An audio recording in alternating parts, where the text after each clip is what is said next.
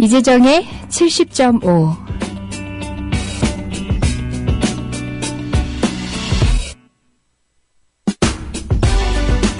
사회 곳곳 여러분들이 안녕하지 못한 오늘입니다. 저도 그렇습니다. 변호사가 법률 적용, 재판 결과, 그리고 재판 절차들을 예측할 수 없는 현실. 그래서 안녕하지 못합니다. 안녕하지 못한 또 다른 변호사님들이 있네요. 오늘 이런 변이 있나? 지금 시작합니다.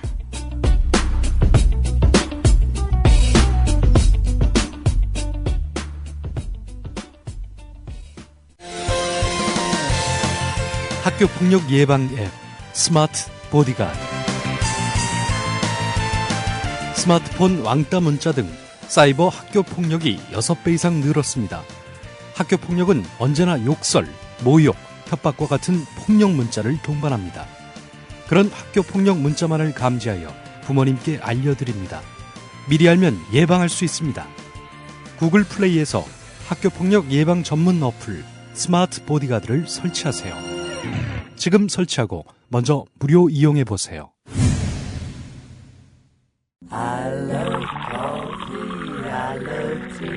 500원으로 즐기는 나만의 커피. 원두 쇼핑몰 헝그리 커피. 최정상급 로스터가 1년 이하 최고급 뉴크롭 생두를 로스팅해 즉시 배송해드립니다. 대량 구매 시 가격이 할인됩니다. 검색창에 헝그리 커피를 검색하세요. 헝그리커피.com. 헝그리 커피에서 원두를 구매하시는 분들께는 차량용 국민TV 스티커 2매를 함께 보내드립니다. 예, 금요일이어서 찾아온 이재정입니다. 여러분 안녕 못하시지요? 예, 안녕하세요라고 경쾌하게 인사를 건넬 수 없는 요즘이죠. 그래서 그냥 대세에 따라서 저도 퍼포먼스를 오프닝으로 해봤습니다. 오늘은 이런 변이 있나 시간이죠. 혼잣말 많이 하지 않고 바로 모시겠습니다. 변들 어서 오세요. 예, 안녕하십니까. 안녕하십니까. 아유, 박주민 변호사님 왜 이렇게 숨이 헉헉 대세요? 제가. 꼭 막 들어온 사람처럼. 제가 좀 감기 때문에요. 예, 쓴 웃음. 여기, 죄송합니다. 홍유리 님이 제일 먼저 게시판에 글을 장식해 주셨는데요. 승리의 박주민. 올려주신 게 아마, 20일, 아이고, 오늘 새벽부터 올려주셨네. 오늘 새벽에 박주민 변호사님 기다리고 계셨어요. 예, 감사합니다. 저는 이 글이 아마 4시 정각에 올려진 글이라고 생각하고, 그렇게 글을 올려주시면서 환영하실 때 박주민 변호사님은 이 자리에 없었습니다. 그 얘기하려고 했는데 새벽에 올려주셨습니다. 예, 우리 오늘 이야기 나눌 첫 번째 주제는 그거예요. 비전문 방송인의 지각 사태에 대한 법적 고찰. 죄송합니다. 제가 참여연대에서 회의를 하고 네. 와야 됐었는데 택시를 탔어요. 빨리 오려고. 근데 네. 그게 폐착이었던 거예요. 엄청 막히더라고요. 폐착이었네요. 네. 근데 이런 얘기 나누는 동안 이광철 변호사님 자기하고는 상관없는 듯 이렇게 웃으시면서 박주민 변호사님의 힐난하는 눈초리. 오를까? 과연? 죄송합니다. 좀 웃음이 경망스러웠습니다. 예. 언제 오셨죠? 박주민 변호사님 도착하시기 20초 전에 들어오셨습니다. 박주민 변호사님 모르셨죠? 네, 몰랐어요. 이재정 변호사님. 네. 아니, 제가 지각을 한 건 맞지만, 여기 박성대 PD도 계시는데, 예. 사실관계를 그렇게. 30초 전에 오셨습니다. 제가, 4시 2분에 제가 여기 부스에 들어와가지고요. 예. 좀 늦었습니다. 근데, 제가 이제 정말 마스크 하나 해가지고, 말을 안 할까봐요. 그냥 넘어가는 법이 없네요. 아니요, 이렇게 단련되시면 전문 방송인으로 가시는 길이죠. 전문 방송인과 비전문 방송인의 차이는 바로 이거죠. 방송을 생명같이 여긴다. 우리 방송하는 사람들은 그렇거든요. 예, 숙연해지시고요. 어쨌든 오늘도 이재정 전문 방송인의 우월성을 확인하고 갑니다. 예. 제가 들어오시면서 혹시 들으셨는지 모르겠지만 저희가 안녕하시냐고 그 멘트를 하고 있었어요. 그 멘트까지는 저도 들었습니다. 예. 귀에 꽂고 오셨죠? 네. 예. 늦었지만 아마 자불안석이셨을 거예요. 네. 실은 저도 이 방송 시작하고 두 번째 방송이었나요? 무려 30분을 늦어가지고요. 그럼 어떻게 했어요, 그 30분은? 예, 30분을 전화 연결. 아. 그 전문 방송인들이나 한다는 그 전화 연결 서비스로 그런 방송을 하는 무례함을 범했었는데요. 뭐 그 과정을 겪고 오늘의 전문 방송인으로 거듭났습니다. 네. 예. 네. 뭐 오늘 저희들도 불철주야 네. 노력해서 이재정 변호사님을 따라 배우는 혼자는 게을리하지 않겠습니다. 예. 그 안녕 못한 요즘이지만 그래도 안녕하세요 하는 글들 많이들 올려주셨습니다. 그 안녕하십니까? 안녕하지 못합니다라는 퍼포먼스 여러분들 많이 하고 계신데 우리 민변에서도 하고 있어요. 그죠? 예, 페이스북에 저희 민변 회원분들 중심으로 각자 자기 하고 싶은 말을 좀 적어서 릴레이로 사진을 좀 올리고 있죠. 이강철 변호사님도 올리셨고 어제 보니까 이재정 변호사님도 올리셨던데. 예. 네. 저 사진 올라온 걸 보고 어떤 분이 여고생 같다고 말씀 주셨던 기억이 예, 여고생. 우리 안녕하지 못하다는 얘기부터 먼저 나누고 있는데 진짜 안녕하지 못하겠습니다. 여기 앉아있어가지고. 네.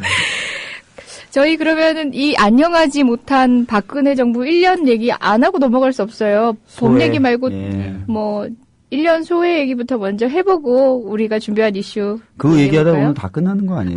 1년의 소외 안에 각가지 이슈가 다 있을 것 같은데 그러니까요. 예.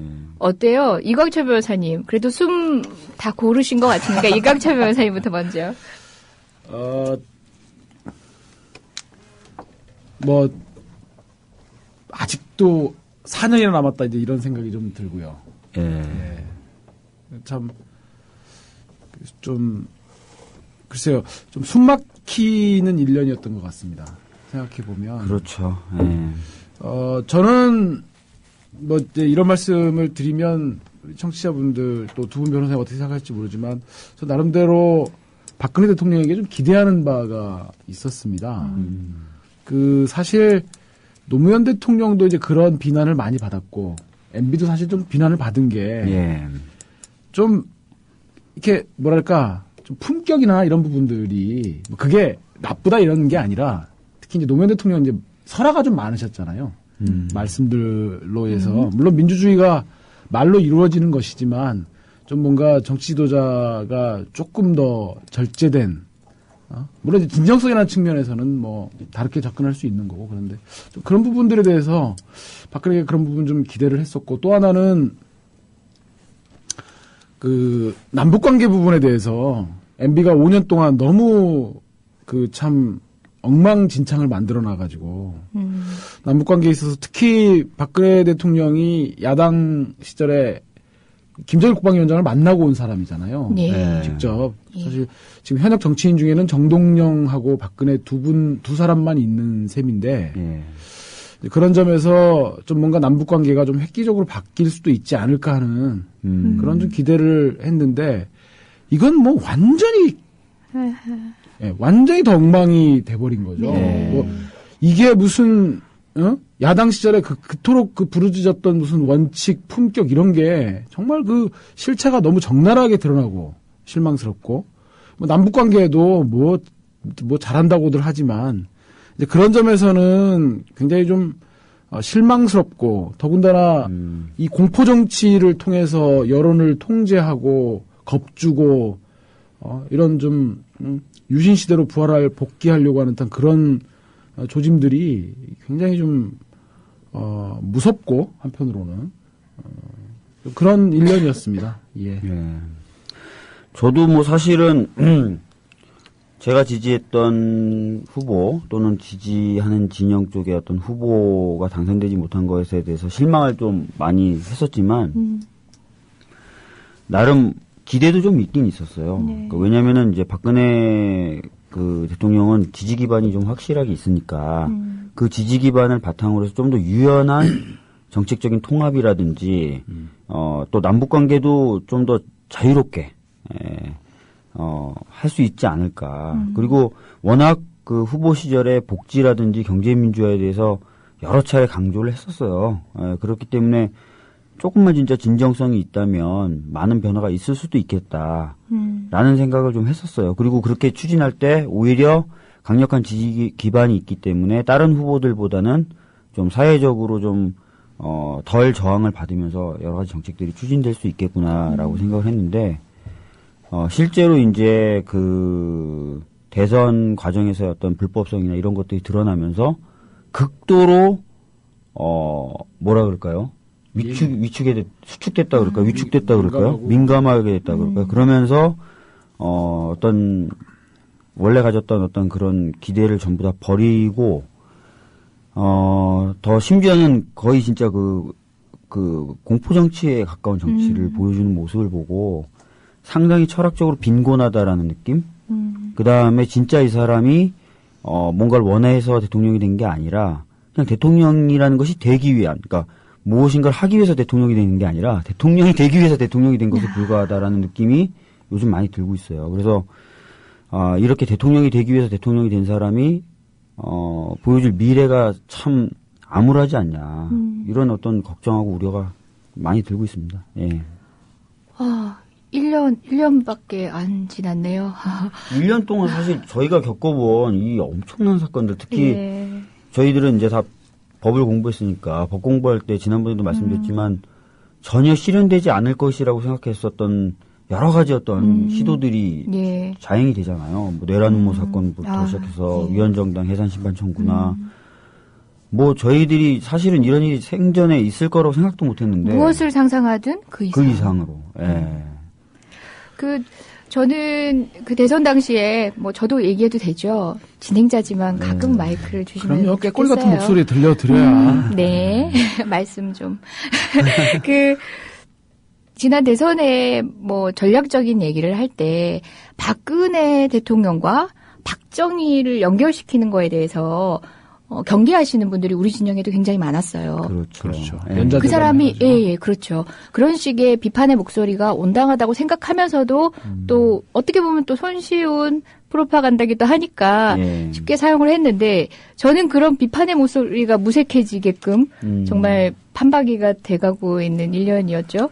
그러게요. 예. 그리고 또 하나 소회로 딱 떠올려보면 작년 대선 때 누가 되던 간에 이게 복지 공약이라는 게 논쟁안에 올려진 거에 대해서 정말 진일보했다. 우리 사회가 진일보했다라고 평가들 맞습니다. 많이 했는데요. 뭐 딱 선거용이었다는 게 드러났죠. 그 역시도 좀 허탈하기도 하고요. 그들의 전략이 우수했던 것인지 우리의 기대가 높았던 것인지 하는 생각이 드네요. 솔직히 저희 아버님 같은 경우에는 이제 박근혜 후보를 지지하셨죠. 지지하시면서 이제 저를 위로한다고 아마 그러셨을 수도 있겠는데 위로를 주셨던가요? 고맙다고 그러시더라고요. 그래서 왜 고맙냐 그랬더니 이렇게 진보 진영에서 계속 복지를 주장해 왔고 그래서 많은 국민적 합의가 이루어졌고 그래서 사실은 복지하고 좀 거리가 멀었던 새누리당 후보인 박근혜 후보도 저렇게 복지를 적극적으로 주장하게 됐다. 그렇게 얘기를 하면서 저희 고맙다고 말씀하시고 또 그러면서 또 뭐라고 또 얘기를 하시냐면 박근혜 후보가 아마 추진력이나 어떤 약속을 지키는 데 있어서는 빠지진 않을 거다. 오히려 더 나을 수도 있다. 그러니까 그런 측면에서는 너도 좀 괜찮다고 좀 생각해도 괜찮을 거다. 이렇게 얘기를 하셨어요. 그러니까 그게 어떻게 보면 5, 60대 또는 70대들의 어떤 생각이었을 수도 있어요. 좀 더 나라를 안정적으로 꾸리면서 구체적이고 구체적으로 뭔가 정책을 실행해 나갈 것이다라는 믿음. 말을 허투루 하는 사람은 아니다라는 어떤 믿음. 이런 것들이 좀 기반이 됐었던 것 같은데 철저히 1년간 그런 것들이 무너지는 그런 거를 경험했던 것 같습니다. 이제 박주민 변호사님 철학의 부재 지적하는 것에 정말 공감을 하고요. 저는 한 가지 공포정치 이런 얘기들 많이 나오고 있는데 이 정부의 문제점, 박근혜 대통령의 문제점을 저는 이 사자성어로 한번 정리하면 좀 괜찮습니까? 아니요, 저는 답지 않게 종북몰이 이런 사자성어? 제대로 된 정통 사자성어. 저는 지록이마라는 말로 그러니까 이게 박근혜 정권이 말하는 그런 것들이 예를 들면 그런 거죠. 남재준 원장이 정상회담 대화록을 전격 공개했단 말이에요. 그때 남재준 원장이 정상회담 대화록을 전격 공개하면서 뭐라고 그랬냐면 국민들의 여러 가지 논란들을 종식시키기 위해서 그런 식으로 얘기했단 말이에요. 예. 무슨 말씀인지 알겠습니다. 그리고 국정원 댓글 문제에 대해서 처음에는 여직원의 인권 유린이라고 했다가 그 다음에 밝혀지니까 뭐 이제 계속 나오는 얘기들이 무슨 직원들의 일탈이다. 네. 심지어 저 얼마 전에 국정원 개혁특위 공청회 가서 새누리당 네. 의원들 하는 얘기를 들어보면 뭐 그게 그런 사소한 잘못들인데 그걸 가지고 국정원 전체 신경줄을 끊어서 해야 되겠냐. 뭐 이런 것들이에요. 뭐 그러니까 이게 문제조차 인식하지 못하게 하는 그런 여러 가지 상황과 논리들을 보면 이 철도민영화도 마찬가지 아닙니까? 아니, 그러니까 자회사를 만들어가지고 거기다가 지분을 줬으니 민영화가 아니다. 네. 그리고 그 지분을 언제든지 환수해 올 수 있다. 하지만 그렇지만 민영화라고 했을 때 그런 코레일을 통해서 얻어내는 수익이 어떤 그 코레일로 귀속되지 않고 다른 곳으로 경쟁 체제로 가면 그렇죠. 그것이 곧 민영화거든요. 민영화의 단초가 되는 거고 그런 식의 이런 말도 안 되는 논리. 그러니까 사슴을 일컬어서 말이라고 하고 그걸 가지고 그걸 사슴이라고 말하는 사람들에게 겁을 주고 공포를 조장해가지고 말로 믿게 해서. 그러니까 원래 이제 지록일마라는 말이 그 중국에서 이제 진나라 시황제 죽고 나서 그 환관이 이제 조고라는 그 사람이 시황제 이후에 그 아들이 둘이 있었는데 똑똑한 아들은 자기가 다루기가 어려울 것 같아서 그 시황제 뭐 밀진가요? 뭐 조서를 거짓으로 꾸며가지고 큰 아들은 죽이고 멍청한 둘째를 이렇게 세워서 이렇게 농락하다가 지가 이제 권력을 찬탈하려고 이렇게 사슴을 딱 데려다 놓고 황제 앞에서 이 대신들한테 이거 말 같지 않습니까? 근데 그러다가 막 해서 이런 거지 않습니까? 그러니까 그렇죠. 상황으로 받아들여야. 그러니까 예를 들어서 국정원 문제 해법도 그 문제가 국기를 문란한 적어도 그 정도의 뭔가 전제를 합의가 있어야 이제 무슨 대안을 내놓고 그런 가운데서 그렇지만 뭐 예를 들어서 국정원의 국내 파트는 필요하고 뭐 수사권도 필요하다 이제 이렇게 가면 토론이 되는데 상황 인식 자체가 안 되고 그걸 가지고 개인의 일탈이니 별 문제가 아니니 민영화가 아니니 이러니까 답은 안 나오고 소모적인 논란이 계속되면서 그 자기네 논리를 관철시키고자 사람에게 겁을 주고 종북으로 치장한단 말이에요. 그래서 저는 제가 이게 참 역시 지난번에도 무슨 객관적 뭐 하고 주관적 뭐 이런 걸로 했는데 제가 뭐 이 방송을 좀 선도하지 않나 하는 그런 생각이 드는데 어쨌든 올해 사자성어로 정리하며 박근혜 정권의 1년을 지록이마다 정리해보겠습니다. 레벨가 올라가네요. 그런 소리가 막 들립니다. 저는 솔직히 얘기하면 낯선 단어긴 한데 박지진 변호사님 그렇죠 이러면서 호응하셨는데 알던 과연? 제가 보니까 하여튼 뭐 아전 인수한다는 거잖아요. 아전 인수하고 대화 안 되고 자기네들 무조건 맞다 그러고 최근에 1년을 앞두고 얘기했죠. 불통인데 원칙에 따른 불통이었기 때문에 자랑스러운 불통이다라고 얘기를 하는데 어제 그 말 듣고 정말 숨 넘어가는 줄 알았어요. 국민들을 바보로 알아도 이렇게 바보로 할 수 있을지. 오늘 홍준표 경남도지사가 SNS에 올렸지 않습니까? 트위터에 개는 짖어도 갈 길은 간다. 그럼 누가 개라는 얘기죠? 국민이 개라는 거죠. 이런 씨. 우리 박지민 변호사님 이렇게 흥분하시는 거 못 봤는데. 진짜 그런 걸 트위터로 쓰면 이거는 뭐 귀태 논란 정도가 아니라 이건 정신 좀 차려야 될 것 같은데요, 진짜. 어떻게 하면 정신을 차릴 수 있을까요, 도대체? 그런데 정작 지지율은 50%대를 유지. 근데 오늘 뭐 일부 언론에서 보니까 이제 철도 민영화를 둔 파업이 장기화되면서 지지율이 지금 많이 또 떨어졌대요, 또. 한 48%대로 좀 떨어졌고, 오히려 부정적으로 평가하는 데는 좀 늘어나고 있고. 아무래도 지금 여러 가지, 전 또 이런 얘기도 하고 싶어요. 하고 싶은 거 다 하는 정권이에요, 제가. 눈치 안 보고. 진짜 자기 하고 싶었던 거. 통합진보당 눈에 까시니까, 정교조 눈에 까시니까, 민영화 계속 한다고 그랬는데 못 해왔으니까 이번에 화끈하게 한번 질러보고, 이거를 허니문 시절도 아님에도 지금 허니문 같은 느낌도 아니잖아요. 원래 정권 초기는 허니문이라고 해서 그 사람들이 하는 거 웬만하면 봐주는데 지금 애초부터 허니문 분위기 전혀 아니었는데 자기네들 혼자 허니문이라고 착각하는 건지 아니면 원래 이렇게 욕심이 많고 뭐 국민들 무시하는 건지 막 던지고 있어요. 하고 싶은 거.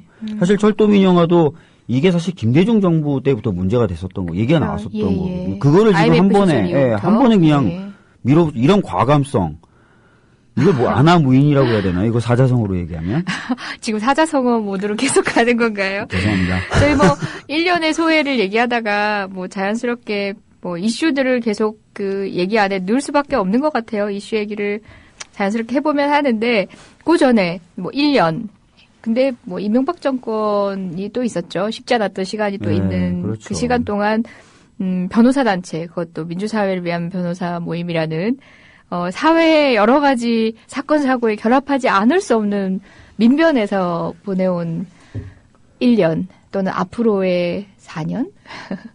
어떻게 보십니까? 우리 민변 안 그래도 박주민 변호사님이 현직 사무차장님이시니까 그 말씀도 같이 주시면 좋겠는데요. 민변에서 지금 상황에 대해서 일일이 그러니까 한 건 한 건에 이슈별로 대응하는 것을 탈피해서 전체적인 민주주의의 후퇴라고 하고 기존에 없었던 일이죠. 그 특별위원회를 만들었잖아요. 네, 맞습니다. 예. 그 말씀 한번 해주시죠. 예. 사실은 민변이라는 단체가 전에 민변에 대해서 잠깐 이야기 나눴었던 기억이 있는데 그렇게 큰 단체도 아니고요. 그 다음에 뭐 돈이 많아가지고 여러 가지 사업을 벌리거나 책임지기도 어려운 이제 변호사들의 자발적인 모임입니다. 근데 어떻게 보면은 앞서서 싸우기보다는 싸우다 다친 분들을 간호해주고 네. 치료해주고 그 다음에 더 다치지 않도록 해주고 이런 역할들이었다고 저희들은 봐요. 앞에서 진짜 피 흘리면서 싸우신 분 많은 분들이 있죠. 저희보다는. 근데 이제 저희들이 어떤 그런 인식을 가지고 있고 그런 식으로 자기 스스로의 역할도 어느 정도 생각을 하고 있지만 최근의 사태는 그런 정도의 인식과 자기 역할에 대한 인정만으로는 안 되겠다라는 생각을 회원분들이 많이 하신 것 같아요. 그래서 지난번에 긴급 집담회를 하고 그때 많은 회원분들이 좀 더 적극적으로 움직여야 될 필요가 있다라고 얘기를 해서 그 의견을 모아가지고 지금 민주주의 수호 비상특별위원회라는 걸 발족시켰습니다. 그래서 그 특별위원회에 많은 변호사들이 결합이 돼서 기존의 어떤 저희 돌아가는 패턴적인 사업들 말고 네. 그 특위가 계속 사업을 생산해내면서 지금의 어떤 민주주의 위기에 대응하려고 하고 있고요. 뭐 이건철 변호사님도 같이 예. 많은 힘을 보태주시고 계십니다. 네. 그 안에 이제 3개 팀을 만들어가지고요. 예. 국정원 개혁을 포함한 그 대선 개입 뭐 그런 부분들을 맡아서 담당하는 팀 하나. 뭐 이름을 그냥 편의상 국정원 팀이라고 그냥 이름을 네. 붙였고. 네. 혹자는 부정선거 팀이라고 계속 끝까지 부르고 싶으시다 그러고. 부정선거 팀. 그리고 그 위원정당 해산 관련해서 대리인단들이 이제 법리적인 논거들을 이렇게 개발하고 대응 방향을 모색하고 있는데 그걸 또 비상특위에서 연결해가지고 위원정당 해산 제소에 있어서 어떤 여론들을 같이 시민들과 연대하는 방법도 네. 찾는 팀 하나 있고 또 전교조 지금 뭐 완전히 없애버리려는 그런 부분들을 포함해가지고 또 뭐 공무원들 전공로도 또 압수수색하고 그랬는데 그렇죠. 또 그런 부분들에서 공안 탄압에 대응하는 예. 팀 이렇게 3개 팀을 꾸렸고 민변의 5대 회장님이라고 그러셨더라고요. 예, 5대 회장님이십니다. 최병모 변호사님께서 위원장직을 수락해 주셨고 아주 단호하고 또 힘찬 모습으로 우리 또 팀원들을 이끌어 주셔가지고 네. 저희들 사실 최병모 변호사님께서 딱 이렇게 통솔해 주시니까 네. 힘도 나고 또 그렇더라고요. 네. 최병모 변호사님은 제가 놀란 게요. 민변의 원로들의 부활이 지금 일어나고 있어요. 왜냐하면 원로분들이 지금 젊은 세대들보다 좀 더 심각한 우려를 가지고 이 정권을 지켜보고 예. 있습니다. 왜냐하면 그분들은 70년대에 인권 변호부터 시작해서 70년대를 온몸으로 겪으셨던 분들이시거든요. 예. 그러니까 이분들이 보시기에는 이 정부가 보여주는 부정적인 신호가 70년대하고 자꾸 오버랩이 되시는 것 같아요. 그래서 이거 그대로 놔두면 더 막 갈 수 있다라는 생각을 가지고 계셔서 요즘에 정말 활동을 안 하신 지 오래됐던 원로분들이 예. 집회에도 나오시고요. 그리고 뭐 하냐고 저기 젊은 사람들 막 채찍질을 엄청나게 예. 하십니다. 그래서 굉장히 든든하고 좋죠, 요즘에. 예. 그러시구나. 저희 뭐 최병모 변호사님 말고도 뭐 든든하신 여러 선배님들이 있으시지만 최병모 변호사님으로 할 것 같으면 원로의 반열에 계심에도 불구하고 아직도 현장에서 젊은이들보다 더 뜨거운 피를 보여주시는 경우가 많더라고요. 재판을 하다 보면은 냉철한 변호사의 어떤 관점이 필요해질 때도 있고 뭐 또 열정이 필요할 때도 있는데 때로는 변호사라는 게 좀 단점으로 작용할 때가 또 있는 것 같아요. 너무 메마른 법리에 매몰될 때가 있는데 그럴 때 항상 옆에서 이렇게 불을 지펴주시는 분이셨어요. 맞습니다. 최병무 변호사님이 또 많은 사건에 이렇게 관여를 또 해주시고 아직도 최병무 변호사님 어제도 그 추운 그 서울광장에서 처음부터 끝까지 계속 발동동거리시면서 옷 따뜻하게 입고 나올 걸 막 이러시면서 며느리가 같이 와서 또 보고 뭐 그렇게 또 고생도 어제 같이 해주셨고 참 든든합니다. 네.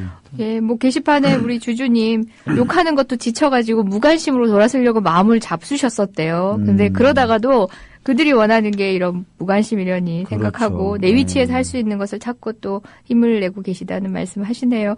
맞습니다. 그래서 뭐 민변이라는 단체가 뭐 대단한 걸 할 수 있는 단체는 아니지만 다양한 견해를 가진 사람들이지만 스펙트럼도 다양합니다. 그럼에도 불구하고 지금 이 시기가 얼마만큼 심각한 상황인지에 대해서는 인식을 같이 했고 그래서 앞으로 총체적 대응에 있어서는 한치의 소홀함도 없이 최선을 다하겠다는 그런 말씀입니다. 저는 그래서 이번 기회에 따뜻한 구두하고요. 그 오리털이 좀 많이 들어간 점퍼를 하나 사려고 합니다. 오늘. 왜냐면 겨울에 집회가 많을 것 같아요. 그래서 한번 그 겨울 장비를 따뜻한 구두가 있습니까? 그 보니까 광고 같은 거 털이 안에 있는 그런 구두들이 있대요. 어제 발 너무 시렵지 않았어요? 발가락 끊어지는 줄 알았어요, 진짜. 예. 근데 더 놀란 거는요. 어제 그 시청광장에 다 얼음바닥처럼 되는데 거기 많은 분들이 그냥 앉아 계시는데 너무 마음이 아프고.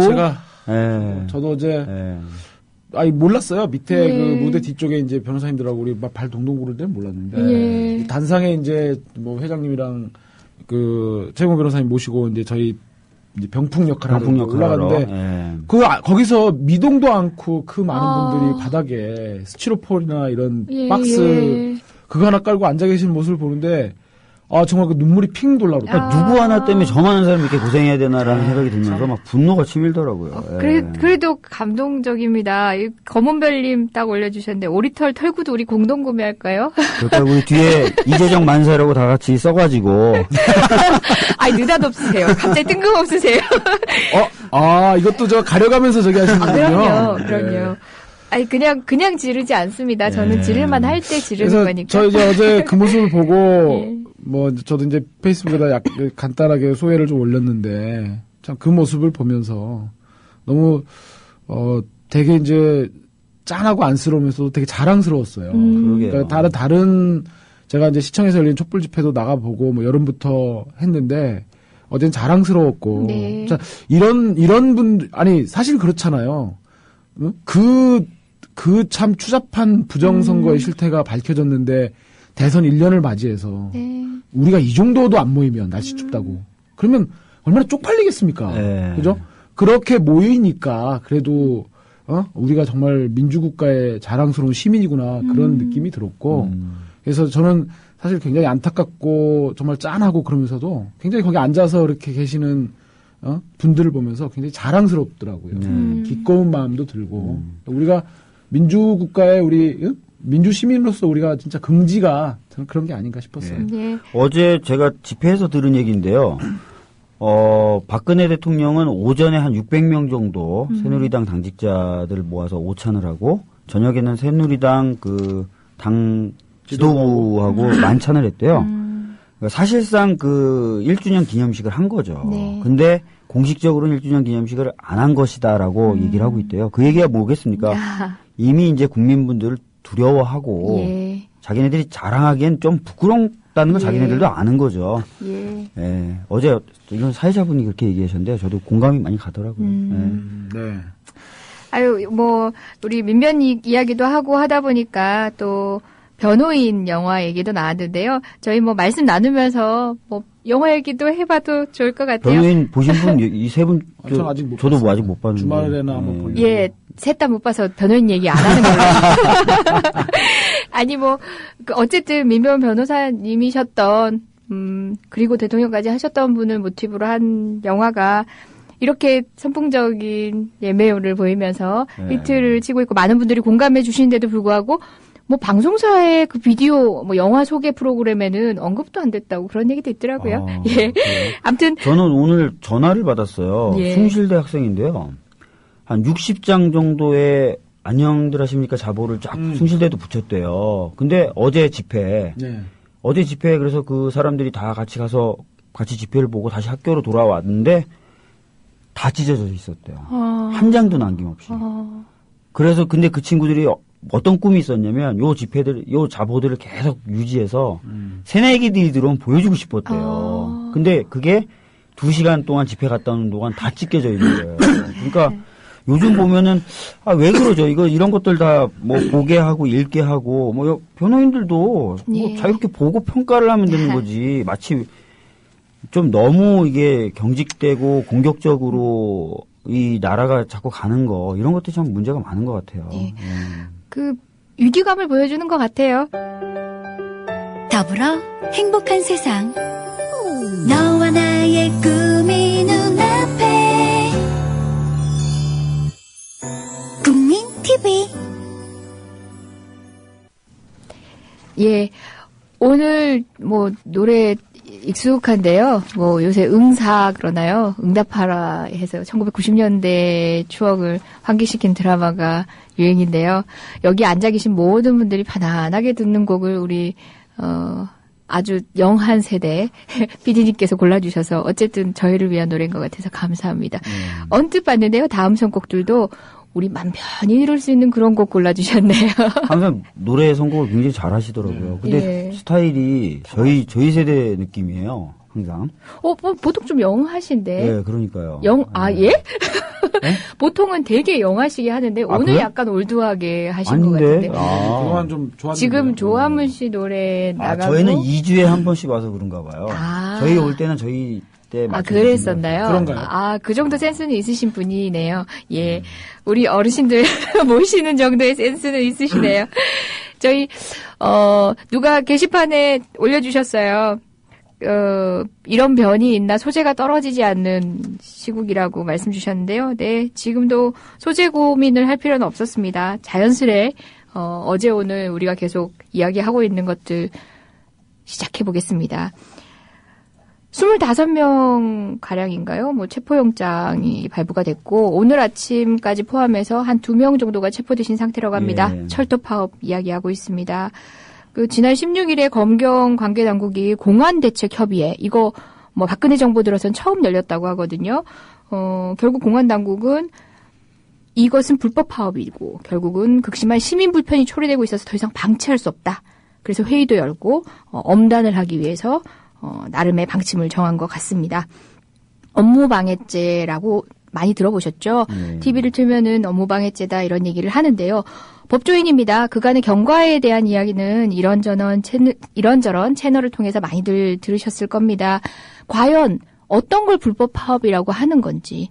그러니까 우리 헌법상에 노동권은 보장이 됩니다. 근로삼권은 보장이 돼서 파업을 할 수 있습니다. 근데 어떤 파업을 진짜 불법 파업이라고 하는 건지, 정부의 이야기는 맞는지, 그다음에 업무방해죄가 맞는지, 파업이란 거는 어쩔 수 없이 집단행동을 내포하는 행위인데 그것들이 늘 업무에는 방해가 되겠지. 그런데 늘 업무방해죄로 처벌이 되는 것인지 뭐 그 경계가 뭔지 아마 변호사들의 설명이 필요할 것 같아요. 그 부분에 초점을 맞추면서 또 한간에 되는 여러 가지 뭐 약간 정치적인 의미에 대한 이야기도 같이 풀어볼 수 있을 것 같아요. 그래요. 우리 뭐부터 이야기를 해볼까요? 업무방해에 해당되는지라는 키워드로 한번 짚어보면 될 것 같아요. 지금 뭐 철도 노조분들이 파업하는 배경이라든지 이런 것들은 많이 아실 것 같으니까요. 기본적으로 이제 문제의 핵심은 이겁니다. 우리나라는 파업을 하게 되면은 원칙적으로는 업무방해에 해당한다고 먼저 봅니다. 그 다음에 그것이 그 파업이 적법한 파업이라는 게 판단되면 형법 20조에 의해서 위법성을 조각시키는 구조로 가게 돼요. 예, 물론 최근에 대법원이 파업을 바로 업무방해에 해당된다라고, 그러니까 이 얘기를 좀 설명드려야 되겠다. 어떤 겉으로 봤을 때 어떤 범죄 행위를 했다고 인정이 되는 걸 구성 요건에 해당한다라고 얘기를 합니다. 근데 그렇다 하더라도 정당 방위라든지 이런 것들은 처벌할 수가 없잖아요. 그런 거를 위법성이 조각됐다 이렇게 전문 용어로 얘기해요. 누구를 때렸다 이러면 일단 폭행이지만 그 상황을 보니까 얘가 먼저 때렸더라. 그러니까 그걸 막기 위해서 하다가 때린 거다. 이러면 정당방위다. 정당방위다. 그러니까 그런 법적인 이렇게 해석의 절차를 이야기하는 그렇죠. 거죠. 그래서 네. 파업을 하면은 바로 업무방해의 구성요건. 업무방해 했네? 라고 일단 본 다음에 근데 파업이 적법할 요건들을 다 갖췄으면 이게 적법한 파업이기 때문에 위법성이 없다라는 이유로 업무방해를 적용하지 않는 형식으로 가게 됩니다. 그런 원칙들을 가지고 있어요. 물론 최근에 대법원 판례가 좀 바뀌어가지고 업무방해라고 해서 바로 파업이라고 해서 바로 업무방해에 해당된다. 그렇게 보지는 말자라고는 하면서도 그렇다 하더라도 이 파업이라는 것이 전격적으로 이루어져가지고 사업자가 대비할 만한 어떤 것들을 안 주고 했으면 여전히 업무방해에 1차적으로 해당된다고 보고 시작하는 식으로 봐야 된다라는 한계는 가지고 있지만 약간 좀 달라지긴 달라졌습니다. 대법원 판결로. 그 업무방해라는 게 툭하면 활용이 되고 있어가지고 뭐만 하면 업무방해, 뭐만 하면 업무방해인 시절이잖아요. 그렇죠. 그런데 원칙적으로는 그러니까 우리가 뭐 구성요건 아까 뭐 위법성 이렇게 법의 판단의 절차를 이제 스텝별로 이렇게 박주민 변호사께서 설명을 해주셨지만 이제 우리는 총체적 평가를 하는 거죠. 파업이 나름의 절차를 거쳐서 정당한 이유로 되었을 때는 그건 업무방해가 아니다 이렇게 보시면 돼요. 그죠? 그렇죠, 맞죠. 근데 그걸 너무 공격적으로 해석을 하게 되는 거죠. 그렇죠. 사업주 측에 유리하게. 그래서 노동자의 권리가 많이 제한되는 방향으로 해석이 되어 왔고, 요건과 관련해서는 여러분이 그걸 아시면 돼요. 불법 파업이냐 아니냐. 불법 파업이냐라는 거는 파업을 하기 위해서 노동법상 지켜야 되는 몇 가지 절차가 있는데 그렇죠. 그걸 다 지켰느냐 여부인데 이번 파업은 다 지켰어요. 그렇죠. 그런데 파업의 목적 가지고 얘기를 하고 있어요. 지금 아까 공안 기구들도. 그러니까 크게 사실은 두 가지를 얘기하고 있어요. 뭐냐면은 아까 말씀드렸듯이 파업이 적법하려면은 파업하는 주체가 노동조합이어야 하고요. 예. 파업의 목적이 근로조건 결정과 관련된 사항이어야 하고 예. 찬반 투표라든지 조정 등의 절차를 밟아야 절차를 하고 밟아야 하고. 수단이 폭력이나 파괴 행위를 해서는 안 된다라는 예, 평화적으로 보장된 수단. 네 가지 요건을 다 지켜야 되는데요. 노동조합이 하고 있죠. 예. 주체면에서는 오케이입니다. 그 다음에 수단이 지금 폭력이나 파괴 행위를 하고 있지 않아요. 예. 수단 부분도 오케이입니다. 예.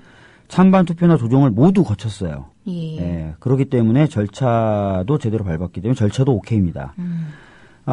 근데 이제 지금 문제가 되고 있는 부분이 지금 말씀하신 것처럼 목적이 민영화를 저지한다고 했는데 민영화를 저지하는 것이 과연 근로조건 결정과 관련된 사항이냐라는 네. 부분도 문제가 좀 되고 있고요. 네. 아까 제가 쟁의수단이 폭력이나 파괴 등을 동원하지 않아야 된다고 얘기는 했지만 방법에 있어서 전격성이라는 부분을 또 들어요. 네. 너무 전격적으로 해버리면은 업무방해를 구성한다고 지금도 네. 보고 있습니다. 네. 그렇기 때문에 참 애매한. 전격적으로 한 부분이 있지 않냐라는 주장도 검찰은 합니다. 물론 노조에서는 미리 협의도 했고 통보도 했기 때문에 전격성은 없다라고 얘기해서 이 부분은 크게 설득력이 없을 것 같고요. 네. 그래서 최종적으로 하여튼 논점은 근데 두 개인데 최종적으로는 지금 이 변호사님께서 말씀하신 대로 목적이 파업을 할 수 있는 그런 목적이냐가 네. 지금 쟁점이 되고 있죠. 그 민영화라는 게 어떻게 보면은 막연한 어떤 우리 산업 구조에 대한 그 큰 이야기 같아 보이지만 그 코레일 소속 노동자들에게는 당장 내 앞에 닥친 미래의 모습이거든요. 노동 조건과 무관할 수 없지 않나요? 그건 국민들이 몇 스텝만 이렇게 상상을 해보시면 앞으로 어떻게 진행될 것인가에 대해서 고민을 해보시면 당연히 알 텐데 우리나라는 노동사건에 있어서 이 부분을 굉장히 좁게 봐요. 늘. 그렇죠. 임금 올린다 뭐 이런 것만 노동 조건이라고 보지. 네. 그러니까 당장 회사의 어떤 근로 조건만을 근로 조건이라고 보는 거지. 정작 근로자에게 당장 영향을 미칠 수 있는 정책에 대한 문제 제기라든지 그렇죠. 뭐 입법안에 대한 의견 제시라든지 이런 부분은 근로조건하고 상관없다고 보거든요. 세계적으로 유례가 없을 정도로 예. 그 파업의 적법 요건을 까다롭게 보는 나라가 예. 우리나라죠. 예. 그리고 파업 행위에 대해서 업무 방해를 적용하는 나라는 일본하고 우리나라밖에 없습니다. 물론 일본조차도 그게 사문화됐다고 평가를 받고 있어서요. 예. 거의 우리나라만 파업을 업무 방해로 그 의유하고 있어요. 그게 한번 헌재로 갔었죠. 예. 그래서 파업을 업무방해로 의유로 하는 것이 과연 맞는가. 결국 이제 헌법재판소도 거기에 대해서 합헌 결정을 아마 내렸던 걸로 제가 기억을 하고. 요건을 이제 물론 이제 소위 말해서 그 학자들의 논의도 있는 부분이지만 정치 파업을 긍정할 거냐 하는 부분에 있어서는 뭐 논란도 있고 사실 뭐 그게 딱 어느 것이 정답이다 이렇게 말할 수 없는 부분이 있겠지만 이번과 같이 민영화를 저지한다고 하는 목적을 갖고 하는 파업이 과연 그런 의미에서 정치 파업인지 저는 정말 의문스럽습니다. 지금 뭐 우리 청취자분들도 이 언론을 통해서 사실관계들을 들으셨겠지만 어쨌든 수서발 KTX를 따로 떼가지고 코레일의 자회사로 그 운영을 넘기고 코레일이 일정 지분을 갖고 있겠다라는 건데 어쨌든 그런 식으로 해서 자회사로 넘어가게 되면 그 자회사에서 수서발 KTX에 대해서 그 어떤 그런 노동력들을 기존의 코레일 노동자들을 데려다 쓸 게 아니면 결국 근로조건에 직접적인 영향을 미치게 되고 더군다나 어쨌든 수서발 KTX가 강남권에 있는 분들이 서울역이나 용산역까지 오는 번거로움을 해소해 주는 것이라서 많은 그 강남 지역에 거주하시는 분들이라든가 강남 지역에서 이동하시는 분들은 다 수서에서 이동을 할 거거든요. 한 5분의 1 이상이 그 라인을 이용할 거라고 예상을 그렇게 되면 어쨌든 지금 적자도 굉장히 누적돼 있는 코레일 입장에서는 앞으로 경영 이런 성과들이 더욱더 악화될 것이고 이익 감소가 그렇죠. 바로 현실화 그런 부분에 대한 불이익들이 바로 직접적으로 코레일 노동자들에게 미친다고 보면 지금 코레일 노동자들이 민영화 저지라고 하는 정부 정책에 반대한다는 그런 측면들만 부각시켜서 볼 것이 아니고 그분들의 그 근로조건에 직접적 영향을 미친다는 점을 고려하면 이런 정도의 파업들은 우리가 용인하고 얼마든지 그런 목소리를 낼 수 있다. 그래서 정부도 그런 부분들에 있어서는 합리적으로 자기네가 민영화가 아니고 이것이 왜 필요하고 한지에 대해서 좀 불편하더라도 그걸 근로 노동자들하고 대화하고 설득하고 국민 여론의 지지를 구하려고 하는 것이 맞는 것이지. 무슨 정부 관계자 박근혜 대통령 이번에 파업에 대해서 뭐라고 말씀하셨나요? 박근혜 대통령도 시작해가지고 무슨 새로 임명된 검찰총장까지 뭐 총리도 그렇고 불법 파업을 엄단하겠다. 총리는 무슨 조속히 대화에 복귀 뭐 돌아와라. 안 그러면 엄단하겠다 이런 식의. 그리고 어머니가 채찍을 휘두르는 마음으로 엄청난 숫자의 채연의 어머니예요. 채연의 어머니. 나 진짜 시키셨죠. 아니 와 저는 그 글을 읽으면서. 이 양반이 계모한테 컸구나. 아유, 계모에 대한 모독입니다. 그럽니까? 그렇구나. 죄송합니다. 계모도 이 정도는 아닙니다. 계모도 얼마나 사랑하고 전국에 혹시 정말 더군다나 그 양반이 그 민영화에 원래 반대하는 적극 반대했던 이철 그 코레일 사장이 있을 때 부사장인가로 아마 있었대요. 이철 사장 말씀에 의하면 그때 민영화 저지에 확고한 생각을 갖고 있는 사람이라고 해서 저렇게 입장을 바꾼 거에 대해서는 저간의 사정이 짐작된다 이제 이런 말씀도 하셨지만 어찌됐든 이번 파업을 불법 파업으로 규정짓고 여론의 공세를 펴나가고 또 그들에게 업무방해죄라는 걸 적용해가지고 이렇게 파업을 엄단하고 사람을 오늘 뭐 또 한 분 체포되셨더라고요. 그런 것들을 생각하면 결국은 근데 우리가 좀 알아야 되는 게 이번에 뭐 저희들 뭐 파업해도 불편해도 괜찮아 뭐 이런 그런 지지 운동이 확산되고 있지만 만약에 그게 해서 민영화가 되면 그 궁극적인 피해는 결국 국민들에게 돌아온다라는 거죠. 결국 그렇게 해서 그렇게 되면 뭐 가격이 기차 요금이 낮아진다. 이건 정말 저는 요즘 우리 인터넷에서 많이 인용하는 그런 관용구로 개뻥이라고 생각합니다. 개뻥. 아니 당장 영국의 민영화 사례들 이제 국민이 막 학습될 만큼 학습이 됐어요. 요금 올라가고 서비스질이 떨어지고 이거 유럽 여행 해본 사람들은 다 알거든요. 다른 유럽 기차들하고 비교해보면. 영국은 다시 민영화를 철회하고 다시 이제 공영화를 했죠. 철도 같은 경우. 그 실수를 왜 우리가 다시 반복을 해야 되는지. 엄청난 비용을 들여서 그것도. 아니 민영화라는 게 저는 참 이해가 안 되는 게요. 저는 기본적으로 경쟁 시스템에 저도 찬성합니다. 경쟁이 있어야 하고, 그래야 어떤 뭐가 이렇게 고인물이 썩는 듯이 이런 좀 관성화되는 것도 맞고, 저는 그래서 기본적으로 경쟁 시스템에 대해서 동의하지만, 경쟁을 해도 되는 것이 있고 안 해도 되는 것들이 있는 거잖아요. 예를 들어가지고, 국가 안보를 민영화해가지고, 어디 외국의 용병들 데려다가, 돈으로 치면 그게 좋겠죠. 그리고 거기서 경쟁 시스템 동원해가지고 더 잘하는 용병한테 나라를 맡기고. 그럴 수 있는 겁니까? 그러게요. 이번 파업의 즈음에서 또 부족한 인력, 파업 자체의 대화를 위해서 나서기보다는 부족한 인력들에 대해서 당장 학생들을 투입하지 않았겠습니까? 그러면서 정말 귀한 목숨을 잃은 분이 계시지 않습니까? 바로 직접적으로. 근데 그걸 또 파업 탓으로 돌리는 말도 안 되는 일도 있었죠. 근데 생각보다 이번 파업에는 시민들의 지지가 상당한 것 같아요. 네, 지금 거의 70% 넘는 국민들이 예. 지지를 표명하고 있다고 예. 얘기를 하고 있고요. 그리고 아까도 말씀드렸지만 이번 파업을 둘러싼 정부의 강경책이 오히려 지금 박근혜 정부의 지지율을 떨어뜨리고 있다는 분석도 나오고 있습니다. 예. 여기서 잠깐 이렇게 시민들의 어떤 그 파업에 대한 지지가 뭐 성금이라든지 다양한 형태로 이렇게 답지하고 있으니까 우리 또 여기 뻘짓하시는 우리 정의로운 시민들이 계십니다. 정의로운 시민행동 대표님이 정미용이십니다. 그분들이 고소를 하셨어요 어제. 정의로운 시민들이 그 공지영 씨 비롯해서 많은 네티즌들이 성금을 입금을 했대요. 그래서 기부금법 위반이다. 참. 예, 1,000만 원 이상을 기부금 신고하지 않고 기부를 했다라고 해서 문제 삼고 있고 그 고소 내용 안에는 이게 있대요. 다음 카페 화장빨 회원 625명도 이제 투쟁기금에 성금을 전달했고 다음 카페 소울드레서도 핫팩 4,500개, 그다음 초코파이 3만 개를 철도 노조에 기증했다. 꼼꼼하셔라. 이게 고소 사실에 들어가 있다고 합니다. 우리 정의로운 시민행동 대표 정미용 씨. 예. 근데 철도 노조분들이 기부금을 모금한 게 아니잖아요. 그 자체적으로 그냥 전달해 주신 거잖아요. 예. 기부금을 모집할 때나 사전 등록 의무가 있지. 주는 거를 받는다고 해서 그게 기부금법 위반 아닌데. 그래서 아마 뭐 후원 계좌 자체가 공개된 것. 그 자체를 아마 문제 삼은 것 같은데요. 뭐 어쨌든 법률 적용의 세밀한 부분은 좀 더 사실관계를 뜯어봐야겠지만 우리 정의로운 시민행동의 여러 정의로운 시민들, 정미용 대표님 비롯해서 여러 정의로운 시민 여러분들의 핫팩 2만 개와 초코파이 3만 개에 대한 감사합니다. 저는 전하고 참 싶었어요. 그 정의가 우리나라 와가지고 고생 많이 한다는 생각이 들어요. 그러게요. 뻑신 정의하는데 정의에게도 안녕하냐고 한번 질문을 해야 될 것 안녕하지 같아요. 못할 것 같아요.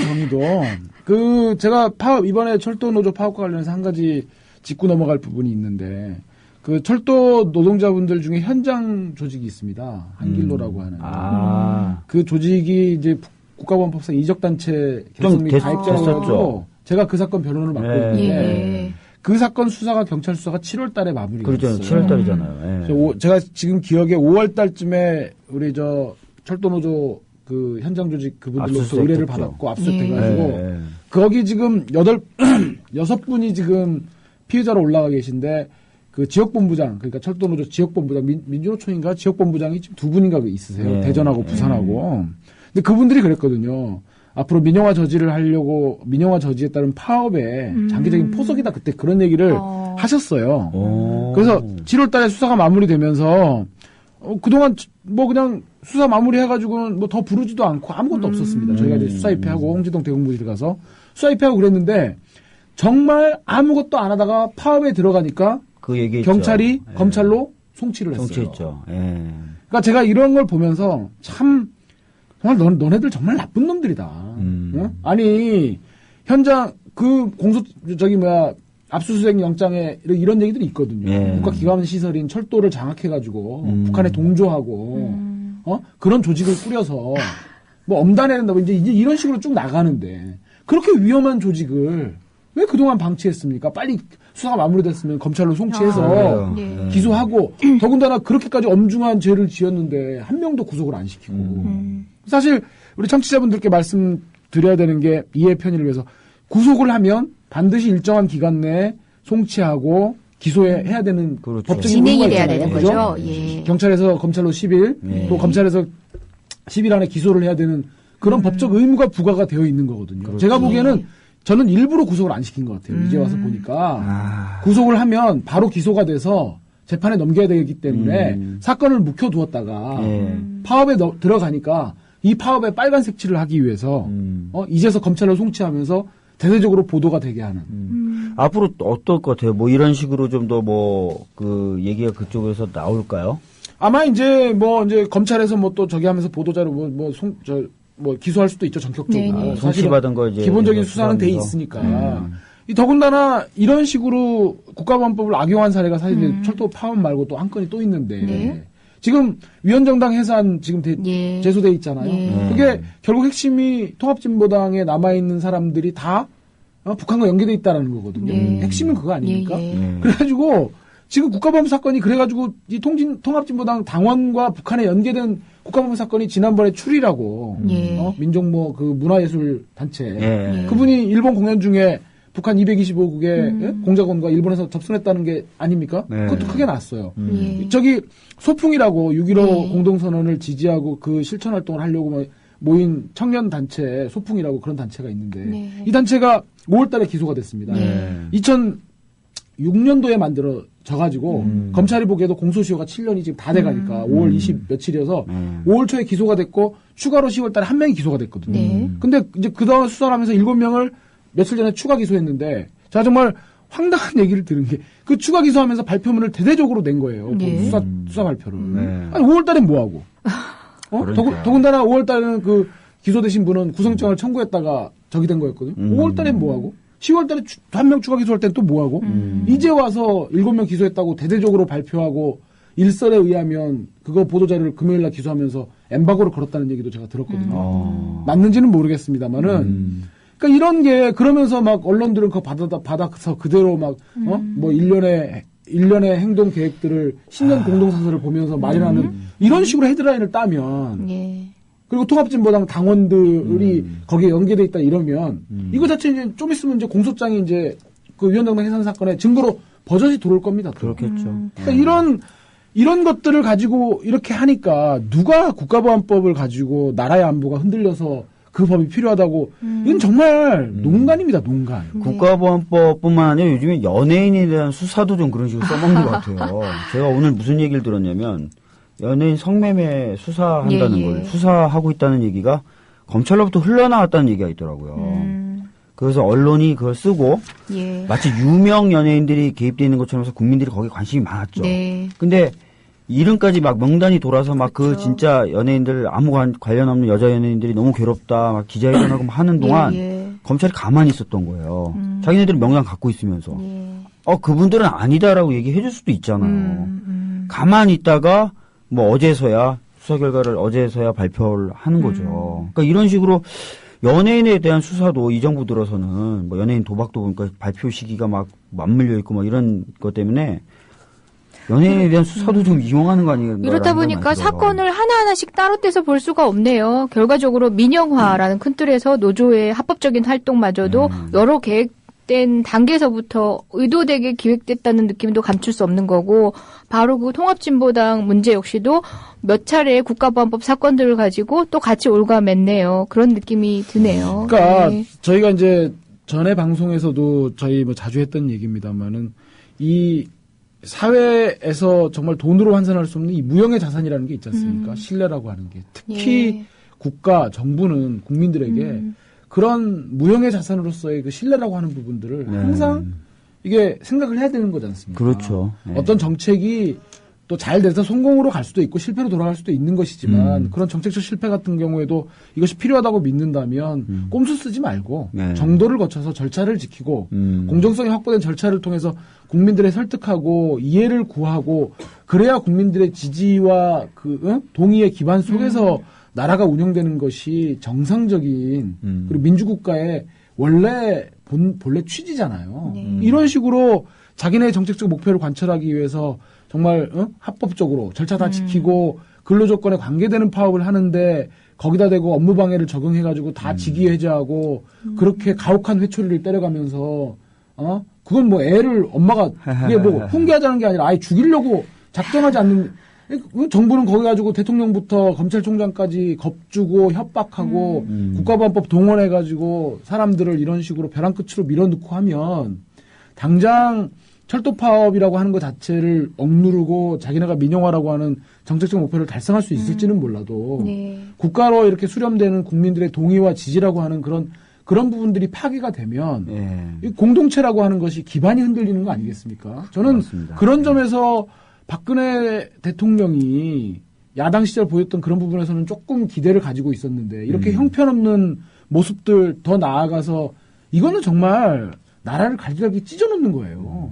그렇죠. 지금 민영화 하지 않을 거다. 라고 하면서 현호석 부총리가 계속 얘기하고 있지 않았습니까? 그럼에도 불구하고 정작 예, 민영화하지 않을 수 있는 방법을 보다 확실한 약속으로 보여달라는 것에는 지금 새누리당은 길을 쓰고 반대하고 있지 않아요. 그 민주당 의원이 민영화 금지 법안을 이야기를 하니까 그런 건 있을 수 없다라고 얘기하고 그것만큼은 지금 피해가고 있는데 또 그 얘기는 또 저는 귀가 솔깃하더라고요. 새누리당 의원 중에 한 분이 이건 FTA에 의뢰된다. 근데 그거는 실제 또 그럴 수도 있지 않나요? 우리 FTA 대응팀에 계시지 않았었나요? 박주현 변호사님? 근데 이게 FTA 같은 경우도 그 유보가 돼 있는 부분이 전체 국민의 이익이라든지 공익에 관련된 부분은 경쟁을 제한할 수도 있기 때문에 근데 반면에 이제 역진 장치가 있어서 한번 풀어주면 다시 그렇죠. 조일 수가 없어요. 안 풀어주는 게 좋아요. 그렇기 때문에 오히려 FTA를 생각한다면은 지금 이런 식으로 풀어주는 식으로 가는 건 오히려 안 좋고요. 현호석 부총리 얘기하셔서 그런데 오늘 현호석 부총리가 국회에서 59% 지분 채우는데 모자라면 민간인 들어와야지 어떡하겠냐 이런 식으로 또 얘기를 해가지고 이게 민영 아니면 어떻게 해요. 그러니까 이분들은 진짜 자기 스스로도 계속 모순된 말들을 하면서도 또 자기 얘기만 계속 반복하는 그런 식인 것 같고 전 사실 업무방해 얘기를 좀 더 하고 싶은데 딴 건 아니고요. 제가 사실 업무방해죄에 대해서 연역에 대해서 얘기를 들으면서 좀 충격을 받은 게 있어요. 이 업무방해죄가 최초로 만들어진 나라는 프랑스예요. 1864년도. 이때 이 조문을 보면요. 폭력, 폭행, 협박 또는 위계로서 노동의 조직적 정지의 결과를 발생케 하거나 그 정지를 유지 존속케 하거나 그 실행에 착수한 자를 처벌한다라고 돼 있어요. 다시 말하면 파업을 처벌하기 위해서 만들어진 조항이에요. 예, 다른 게 없어요. 근데 이게 1907년도에 일본으로 건너갑니다. 그래서 그 일본으로 건너가서 위력이란 단어가 들어가고요. 그 상태로 바로 우리나라 형법에 그대로 똑같이 문구 하나 안 틀리게 받아들여진 게 바로 업무방해예요. 근데 정작 프랑스에서는요. 파업권, 노동기본권이 헌법에 규정되면서 이 조항이 삭제가 됐어요. 그래서 파업에 업무방해를 적용하는 나라가 아까도 제가 말씀드렸죠. 일본과 우리나라밖에 없는 건데 최근에는 일본도 이 조항을 안 쓴다는 거예요. 파업에. 그래서 결과적으로 이 전 세계에서 업무방해로 파업을 차단하는 즉 파업이 벌어진 국가가 이제 업무방해라는 죄를 들고 개입하는 나라는 우리나라밖에 없게 된 거예요. 그렇다면 연역적으로 보더라도 우리나라에 어쨌든 뭐 업무방해죄라는 게 있으니까 인정한다 손 치더라도 최소한 근로삼권이 헌법에서 보장된 이상은 이 연역상으로 봤을 때 파업을 하는 이 영역에는 적용이 되면 그렇죠. 안 되는 원래 거네요. 프랑스에서 받아들였을 때 그 정신대로라면 이게 근로삼권이 헌법에 딱 규정이 되는 순간 사실은 이 조항은 없어지든지 아니면 적어도 노동자들의 어떤 기본권 행사에는 적용되지 않도록 바뀌어야 맞는 거예요. 연역상으로 봤을 때는. 굉장히 주목할 만한 저도 처음 들었습니다. 그러니까 저도 이 얘기 듣고 상당히 놀랐었는데요. 이런 부분들이 우리 법을 판단하시는 사법부에서도 좀 더 신중하게 생각하셨더라면 어땠을까? 그리고 또 그러게요. 앞으로로 법률 적용에 있어 좀 그러니까 심각하시면 어떨까 생각합니다. 제가 우리 이번에 저 통상임금 또 대법원 전화비치 판결 나왔잖아요.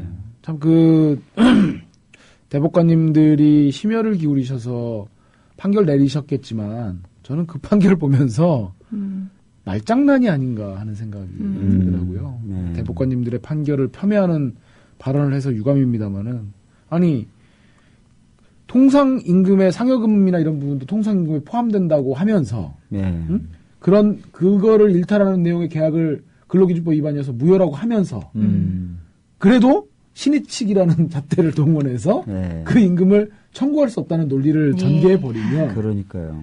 이게 이런 말장난이 진짜 심각한 폐해가 있는 게요. 사실은 노동자들의 패소했다라는 평가가 지배적이잖아요. 근데 내 중앙일보나 이런 저 보수 신문들을 보면 통상임금에 포함된다 상여금도 그것만 헤드라인에 해가지고 그 판결이 마치 굉장히 현장의 자영업자들이나 이런 고용하는 분들에게 큰 타격이 되는 것처럼 그런 식으로 여론이 호도된다라는 거예요. 그러게요. 저는 이런 말장난을 하지 말았으면 좋겠다. 그런 생각이 좀 듭니다. 더불어 행복한 세상. 너와 나의 꿈이 눈앞에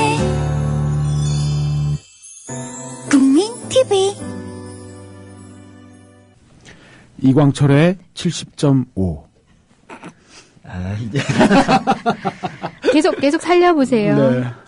자, 오늘, 게스트로 우리 이재정 변호사님 모시고, 말씀 나누는 시간을. 예. 방금 노래 부르고 왔습니다. 네. 제가, 지금 들으신 분들, 이제 그 이유가 내겐 아픔이었네. 네. 예. 참 아마, 그 노래가 되게 애틋하신 분들도 있고, 또 아까 우리 잠깐 노래 나가는 동안에 우리 이재정 변호사님이 한번 해보시죠. 아까 하신던 대로. 진짜 해요? 예, 한번 라이브로. 뺨을 스치는 찬바람도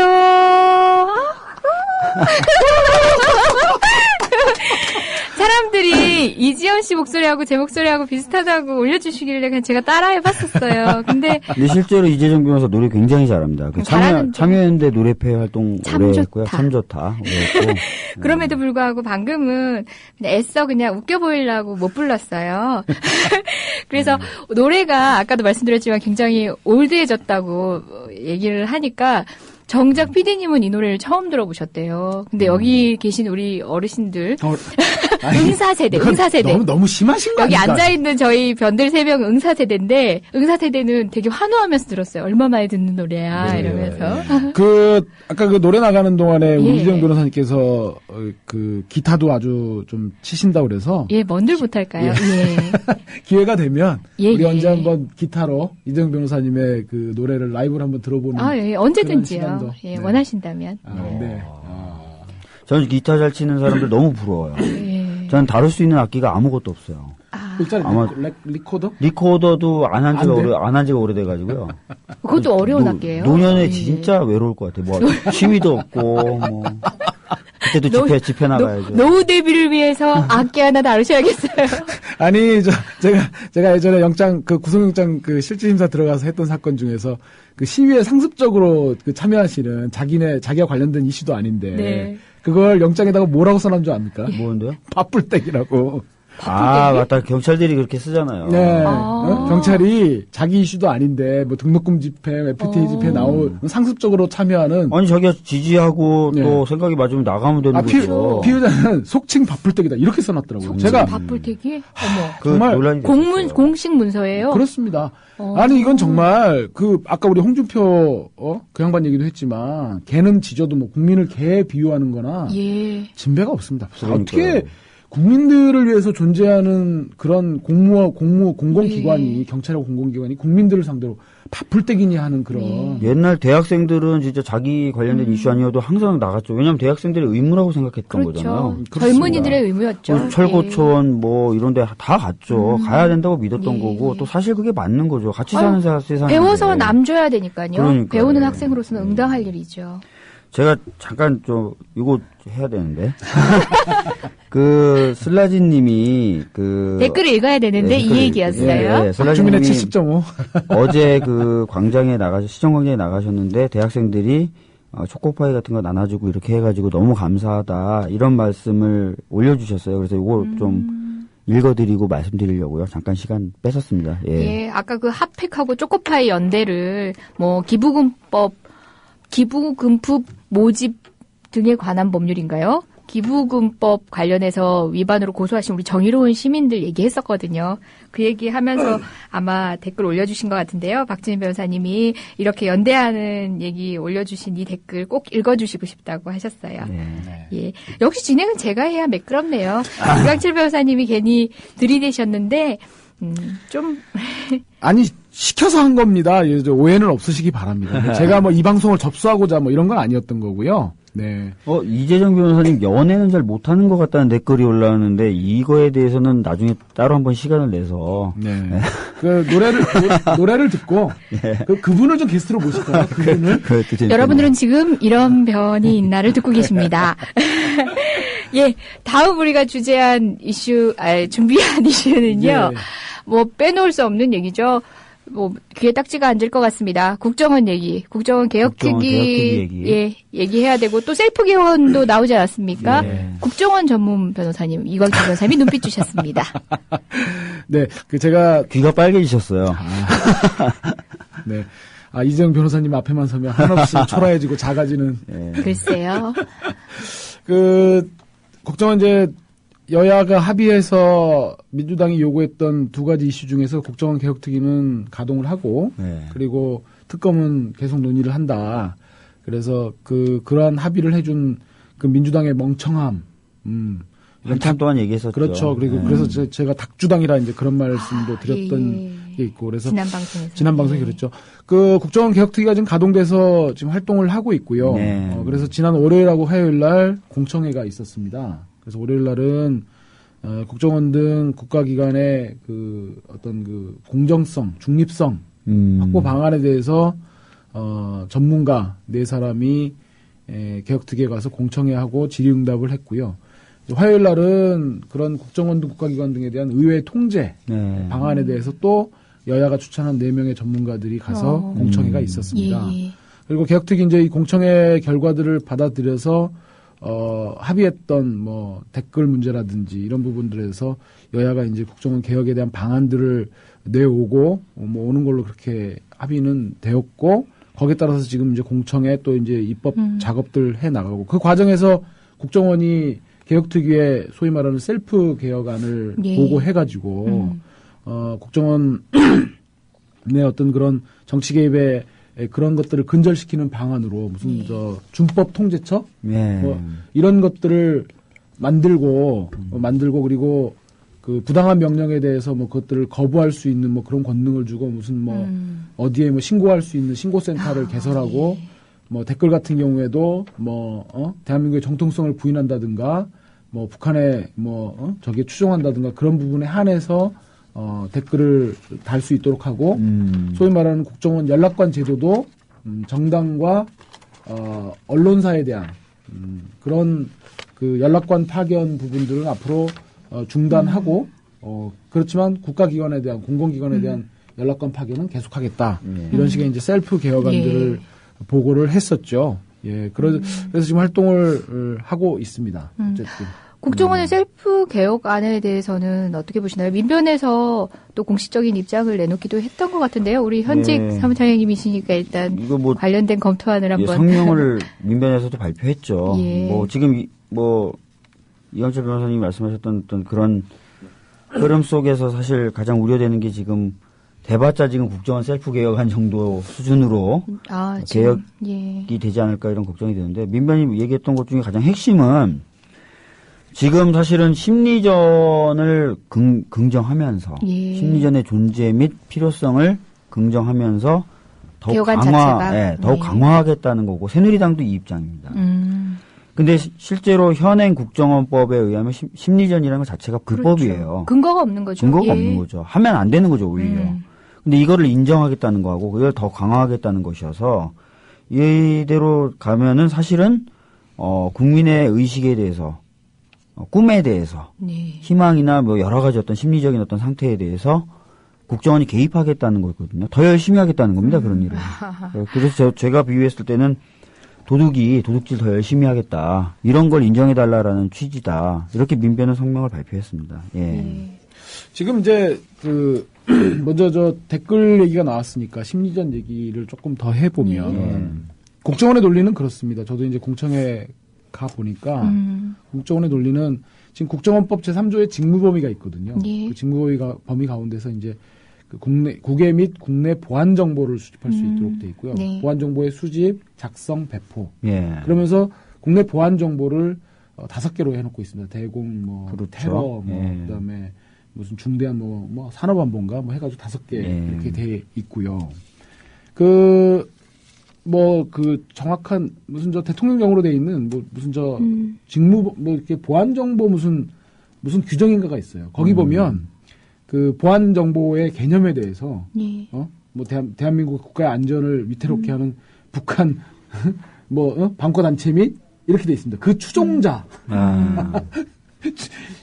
도대체 추종자가 어디까지인지 모르겠는데 그런 그 직무 범위 안에 그런 정보를 수집, 작성, 배포하는 권한 안에 거기에 다 들어가 있다는 거예요. 심리전을 할 수 있는 것도 별도의 법적 근거 없이 그들의 해석은 그렇다. 그들의 해석을 할 수 있는 걸로 그렇게 국정원은 보고 있다는 거죠. 보고 있습니다. 그런 거기 때문에 심리전 댓글 작업을 하지 말라고 하는 것은 국정원으로 하여금 간첩을 잡지 말라는 거랑 마찬가지다. 이런 식의 논리를 전개하고 다만 그 과정에서 정치에 개입하는 댓글을 단 것은 직원들의 개인적인 일탈이다. 이게 이제 국정원의 논리인 것인데요. 가장 큰 문제는 뭐냐면 이게 이 사람들이 그 댓글을 무슨 친북 사이트에 다는 게 아니지 않습니까? 그렇죠. 무슨 해외 사이트에 가가지고 무슨 북한의 정책이나 이런 것들을 홍보하는데 밑에다가 이런 정책은 나쁘다 이렇게 다는 게 아닙니다. 그렇죠. 우리가 심리전이라고 하니까 뭔가 뭐 대단한 무슨 북한을 상대로 지금 뭔가 뭐 댓글을 달고 이런 것처럼 이 네이밍 자체에서 포맷 자체가 이렇게 오인될 여지가 있는데 이게 다 그 다음이나 이런 네이버 같은 포털에 들어가서 하는 겁니다. 오늘의 유머 같은 거기 들어가서 자국민을 상대로 해가지고 이렇게 계속 그 여론들을 조작하는 거거든요. 그 오늘의 유머를 저희 민변이 네. 대리해서 고소 고발을 했잖아요. 네. 그 사이트의 그 데이터들을 분석해 보면요. 지금 이제 이건철 변호사님이 얘기하셨던 것처럼 국정원은 그게 이제 어떤 간첩을 잡기 위해서 뭐 이렇게 얘기하는데요. 거기 반대 클릭 행위를 보면 거의 다가 박근혜 후보에게 불리한 거, 야당 후보에게 유리한 거였어요. 뭐 문재인 후보가 TV 화면에 잘 받는다. 네. 문재인 안철수에게 인간적인 신뢰감이 든다. 안철수에게 내연녀가 있다고 했는데 사실이 아니다. 북한을 이롭게 하는 그런 게 아니에요. 그래요? 그들의 판단은 전체적으로 그런 게 아니어서 예. 검찰도 수사 결과 발표문에 보면은 이 반대 행위를 보면은 정말 강력한 경향성을 갖고 있다. 박근혜 후보에게 유리하게 하려는 강력한 경향성을 갖고 있다라고 했어요. 저희가 데이터를 전수조사를 해봤는데 북한과 관련된 반대 행위는 단 3건밖에 없었어요. 나머지가 다 박근혜 후보에게 불리한 거였어요. 그러니까 지금 그게 개인적인 일탈이라는 게 아니죠. 개인적인 일탈이라면은 뭐 왔다 갔다 해야 되고 성원마다 다르게 했어야 되는데 완전히 강력한 경향성을 가지고 박근혜 후보에게 불리한 것을 반대를 해서 일반 국민들이 못 보게 만들었단 말이죠. 지금 박주민 변호사님 지적해 주신 그 부분들은 이제 개인적 일탈이라는 거에 대해서 정말 그 핵심을 찌른 이제 뭐 비판이고 그 뭐 어쨌든 그런 부분에 있어서 그 개인적 일탈이라고 하는 게 얼마나 그 허구적인 그런 말인지 이제 분명히 보여주신 것 같고 저는 거기에 더해서 그러면 예를 들어서 박근혜, 문재인 뭐 이런 데도 개입하지 않으면 되는 거냐? 그렇지는 않죠.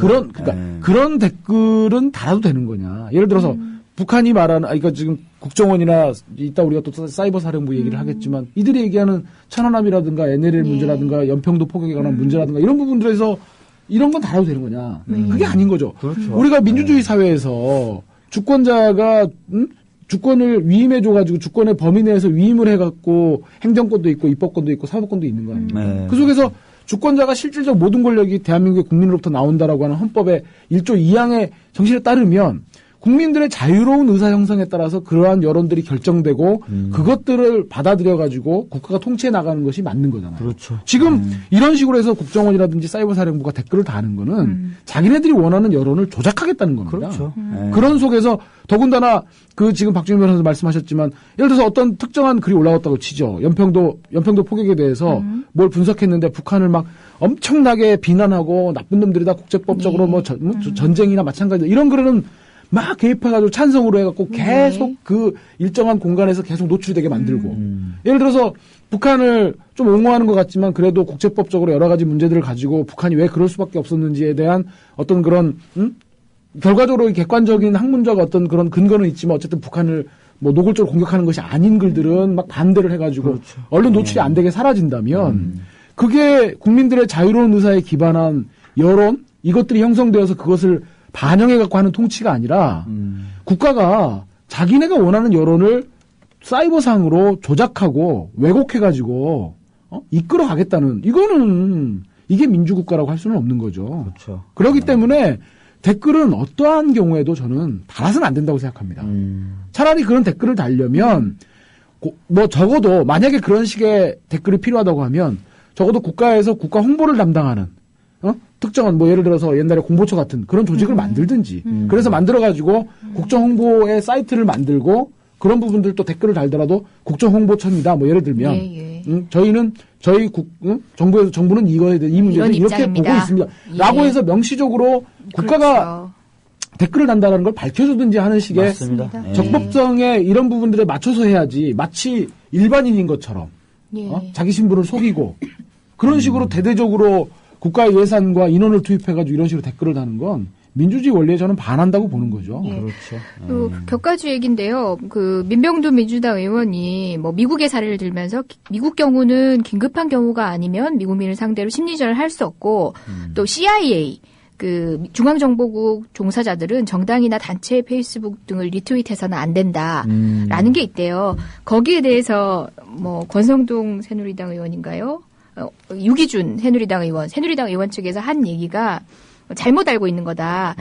미국 공무원이 블로그나 SNS에 그 특정 후보 비방이나 뭐 이런 선거에 개입한 그걸 못하게 하는 거지 자신의 정치적 견해를 표명하는 것까지 금지하는 것은 아니다. 과도하게 해석한 것이다라고 했어요. 좀 동문서답하는 얘기인데 제가 여기서 이렇게 딱 포착이 됐던 얘기는 뭐냐면 공무원이 자신의 정치적 견해를 개인적으로 표방하는 것까지 금지하는 건 아니다. 그 반면은 개인적으로 표방해서 지금 우리가 문제된다고 얘기하고 있지 않았잖아요. 그죠? 그럼요. 기관의 지위에서 한 행위를 지금 비난하고 있었던 거고 그 부분을 지적하고 있는데 벼랑간 갑자기 공무원도 개인의 정치적 견해를 표시할 수 있다라는 아주 우리나라에선 당연한 얘기인데도 우리나라에서는 지켜지지 않는 얘기를 이분이 해주셨어요. 요즘에 이런 얘기 많이 하세요. 새누리당 분들이. 그죠? 근데 왜 제가 대리한 그 이모 대위는 개인적으로 한 리트윗 글로 군복을 벗고 나와야 되냐는 아니, 거죠. 정교조 시국선언부터 맞습니다. 시작해서 그 예. 공무원 노조분들은 집회 근처에 갔다는 이유로 다 예. 직위해제된 징계를 받았잖아요. 예. 아니 이분들 참 갖다 쓰시기 나름이신 것 같아요. 뭐 그러니까 원칙이 없죠. 예, 예. 벼랑간 어쨌든 뭐 개인의 표현의 자유를 옹호한다는 발언을 하셔서 네. 문득 인용하고 싶습니다. 이제 댓글 문제 이제 그 다음으로 이제 좀 짚어야 될 것이 뭐 그럼 이제 저희가 마련한 국정원 개혁 방안을 그냥 간단하게 좀 큰 제목 중심으로 네. 말씀을 드리면 저희 이제 시민사회단체가 2010년부터 이제 국정원 개혁 모임이라는 걸 만들어가지고 뭐 국정원의 여러 가지 활동들도 관찰하고 또 대안 뭐 어떤 개혁 방안들도 마련하고 그랬었는데 저희들의 국정원 개혁 방안의 요체는 첫째는 국정원은 국내 파트에서 손을 떼야 된다라는 겁니다. 예. 국내 파트에서. 두 번째는 수사권을 폐지해야 된다. 그리고 지금 세 번째로 국정원이 기획조정권을 가지고 있어가지고 국내 모든 여러 가지 부처라든지 언론사, 정당에 다 출입하고 있는데 그리고 모든 정보기관들을 통제하고 있는데 그거 하지 말아야 된다는 거고요. 네 번째는 의회에 통제가 좀 더 촘촘하고 더 내실화돼야 된다. 이제 이런 정도를 하고 있습니다. 국내 파트에서 손을 떼야 된다라고 하는 부분은 좀 설명을 좀 드려야 될 것 같아요. 우리 청취자분들은 그러시지 않지만 국민 여론의 일각에서는 아니 국내 간첩을 그럼 잡지 말라는 거냐. 국내 파트에 예. 손 떼면 그러면 도대체 국내 간첩은 누가 잡냐. 이제 이런 식으로 말씀을 하시는데요. 네. 뭐 저희 국가보안법의 뭐 악법성 그걸 폐지된다 이제 요 논의는 좀 차치하고 네. 국내 파트요. 국내 파트에서 이 국정원이 국내 파트에 손을 대게 되면 생기는 가장 큰 문제가 뭐냐면 국정원이 이제 1차장, 2차장, 3차장이 있지 않습니까? 네. 1차장이 해외, 2차장이 국내, 3차장이 이제 종전에 대북 담당하다가 예. 그게 심리전을 전담하는 부서로 이제 2009년도 4월 달에 조직 개편이 됐는데 이 국내 파트에 전담하게 되면 예를 들어서 두 가지 정보가 있다고 하죠. 국정원이 그날 아침에 대통령한테 올리는 정보가 미국의 어떤 기업에서 삼성에 접촉을 해가지고 삼성에 뭐 예를 들어서 그걸 해킹하려고 합니다. 지금 움직임이 포착됐습니다가 있고 두 번째 정보는 뭐 예를 들어서 이명박 시대로 가보죠. 어제요 박근혜 한나라당 의원이 누구누구를 만나가지고요 정부의 뭐 정책에 대해서 좀 이렇게 뭐 하는 얘기를 했답니다. 일식집에서 실제로 그 민주당 이석현 의원이 국정원 이명박 정부의 국정원이 박근혜를 사찰했다. 박근혜가 일식집에서 누굴 만났는지 네. 그런 의혹을 제기했다. 국정원이 또 이석현 의원 고발했다가 무혐의 이제 그 결정도 받고 그랬는데 그런 정보가 있다고 했을 때 대통령의 입장에서 어떤 정보가 더 귀에 솔깃하겠습니까? 후자요. 아이고 귀여우셔. 귀여우셨어요. 당연한 겁니다.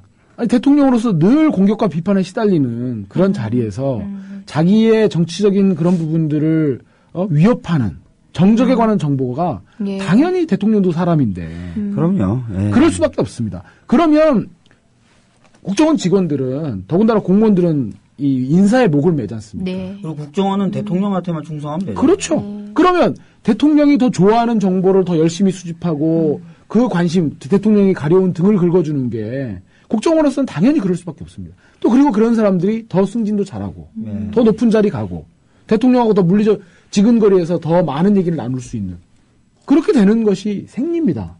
그러면 정작 우수한 사람들이 다 그런 대통령 심기 경호하고 그런 식으로 가면 정말 국익에 직접적 영향을 미치는 그런 해외에서의 어떤 그런 우리 이익을 침해 아까 같은 그런 정보라든지 심지어 2011년도 12월 달에 김정일 국방위원장 급서했을 때 원세훈이 정보에 나와서 그랬거든요. 중앙TV 나오기 전까지 몰랐다. 정말 우리 실존하는 최대 안보 위협인 북한의 최고 순회 유고가 생긴 것도 모른단 말이에요. 그러니까요. 그러면 좀 더 우수한 인력과 국정원 전체 조직의 관심사가 대통령의 개인적인 그런 부분에 집중되지 않고 국익을 손상시키는 그런 정보 수집에 더 매진하게끔 하려면 국내 국정원은 손 떼고 해외와 대북 부분에 특화된 전문성 있는 정보기로 거듭나야 된다. 그럼 국내에 들어오는 그런 간첩들은 누가 잡냐? 잘 잡습니다. 우리 16개 시도 지방청에 보안수사대 설치돼 있고요.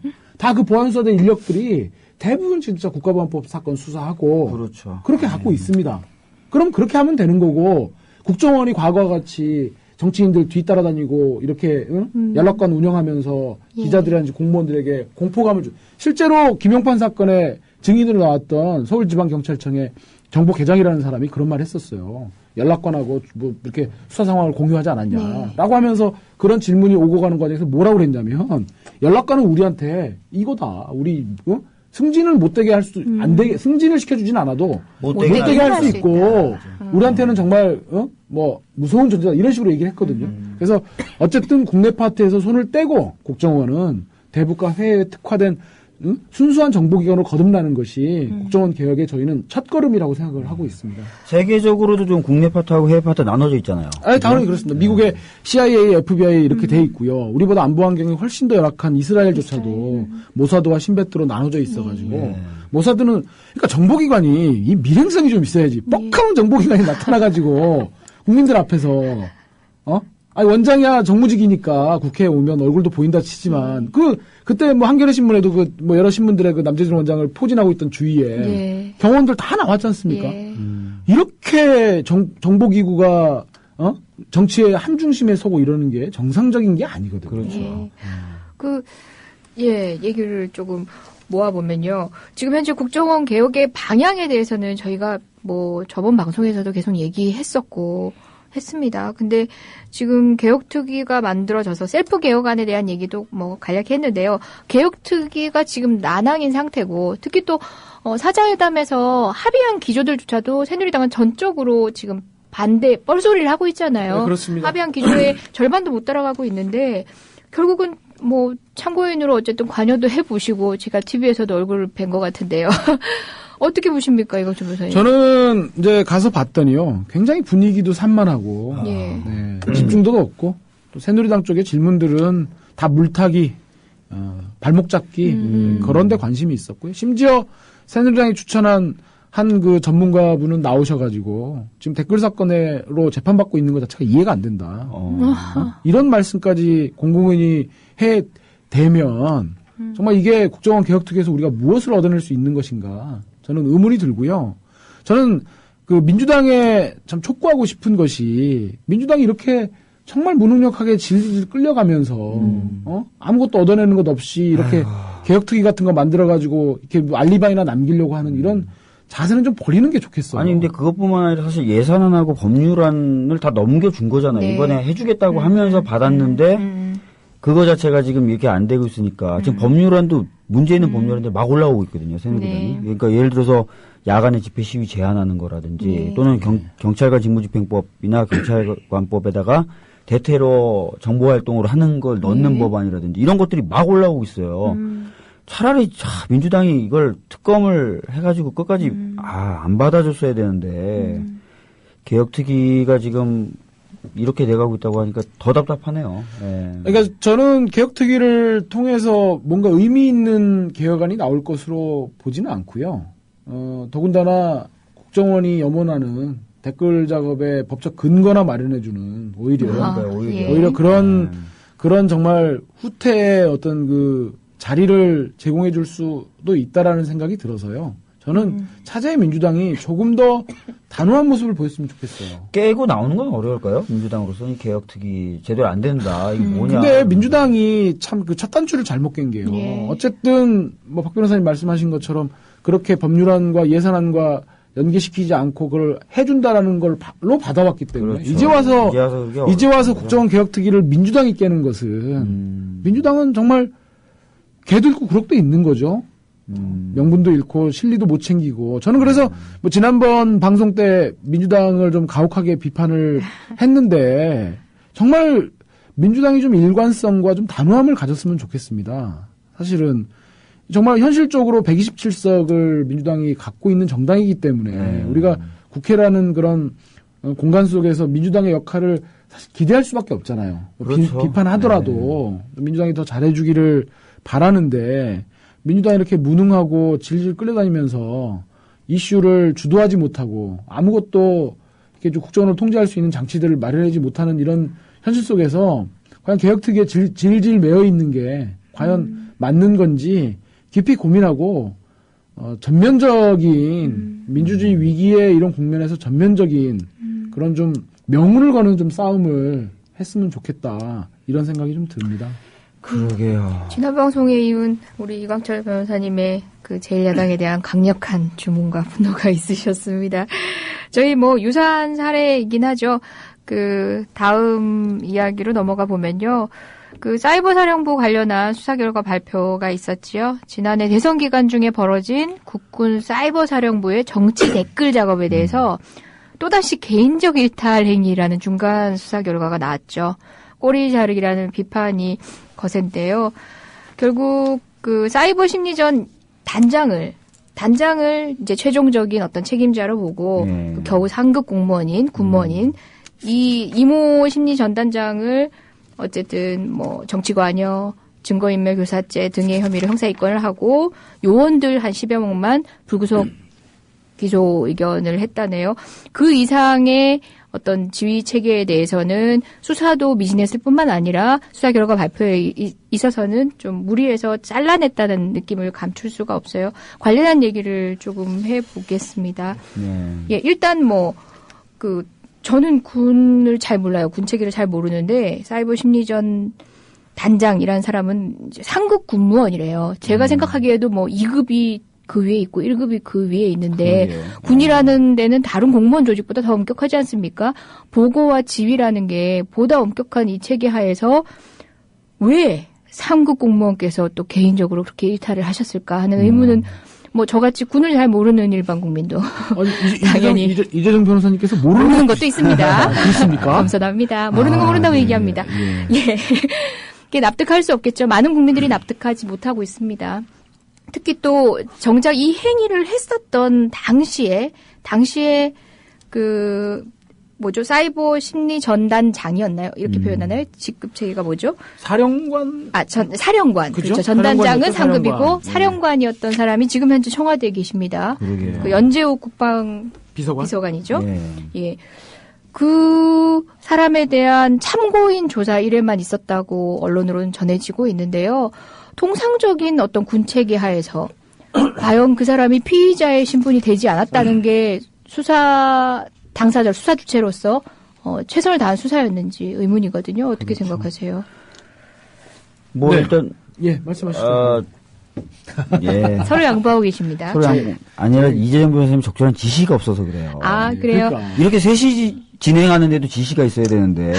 그렇네요. 이렇게 많은 사람들이 동원돼가지고. 아니, 박 변호사님 탁월하십니다. 댓글 작업이라든지 등등을 했는데 지시가 없었다. 그렇죠. 박주민 변호사님 참 탁월하다고 제가 느낀 게 두 가지인데요.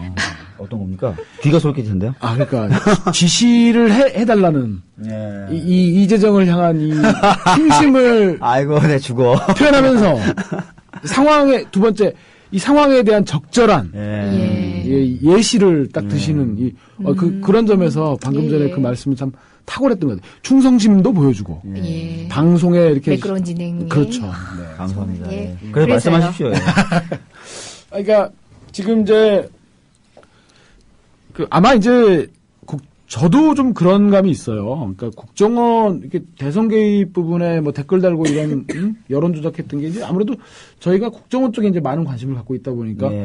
군대에서 사이버 사령관이 그런 걸 했다라는 게 약간 좀 뚱한 느낌도 없잖아 있거든요. 근데 보니까 그 요원들이 2010년부터 그 작년 10월까지 올해 10월까지죠. 올해 10월까지 28만 6천 건의 글을 게시했답니다. 그렇죠. 근데 예. 그 가운데서 정치 관련 글이 15,000건이 특정 정당이나 정치를 옹호 비판한 그렇죠. 뭐 뻔하겠죠. 뭐 박근혜 뭐 최고, 뭐 문재인, 뭐 안철수, 뭐 바보, 뭐 이런 것이겠죠.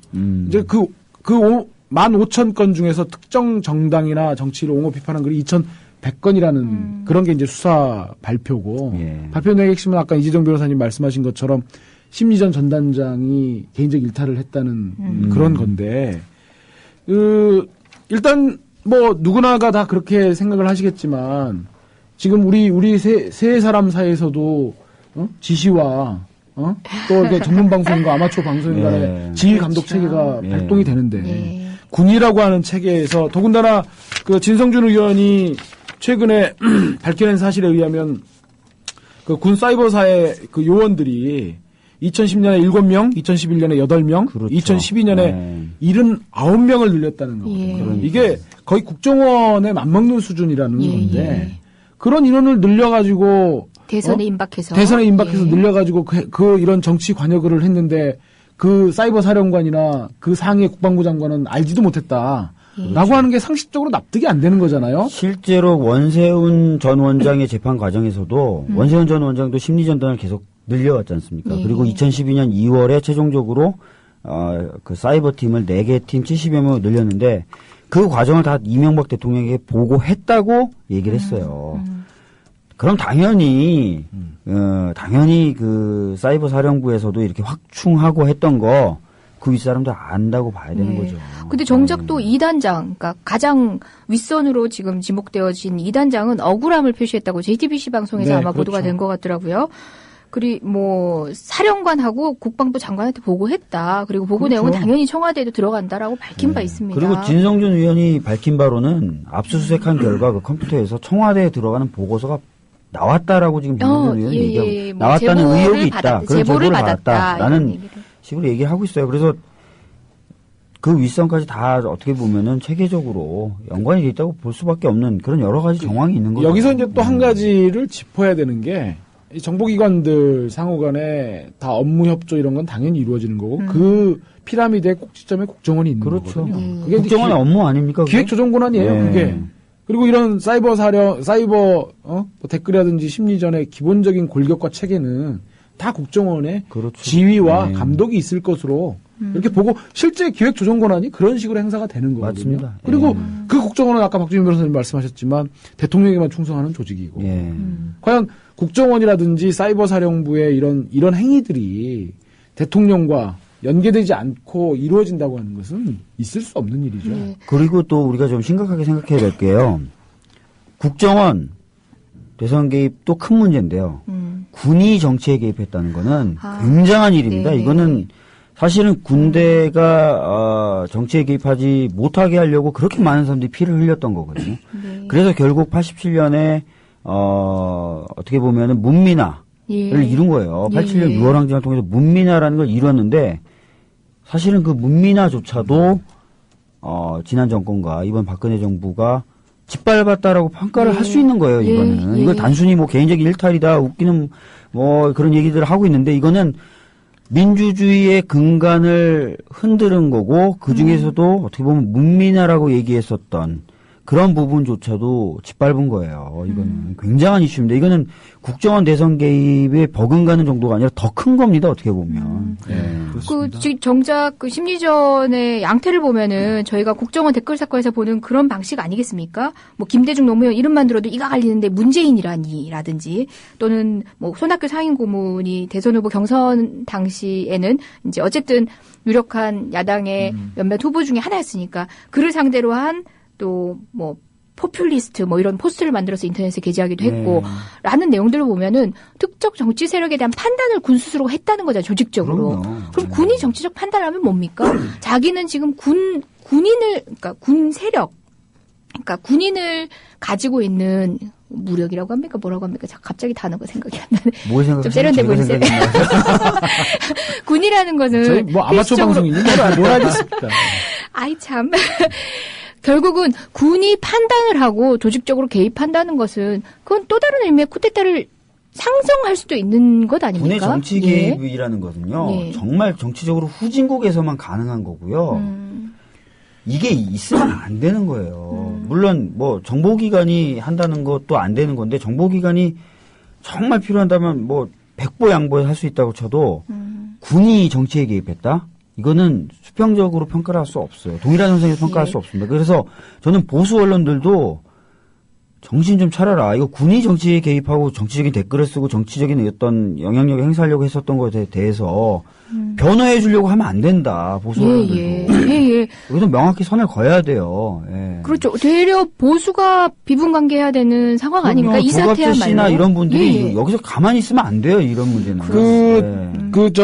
쿠데타 관련해서 우리가 또 짚고 넘어가야 될 게 부경대 하봉규 교수라는 양반이 장난 아니죠. 이거 박근혜 선본에 부산 지역 선본에서 활동했다는 거 아닙니까? 이분이 정말 참 50년 전 상황이 재현되고 있다. 정치권은 부패가 만연하고 민생은 도탄에 빠져들고 있다. 이제 반세기 전 5.16을 얘기하시는 것 같아요. 존망의 위기에 빠진 조국을 구하기 위해 군인의 본분도 접어야 했던 선배들의 고뇌를 진지하게 생각할 때가 되었다. 가치관이 전도된 미쳐버린 조국을 구할 애국 군인들이 다시 한번 나설 때인 것이다. 이거야말로 내란 선동 아닌가요? 맞습니다.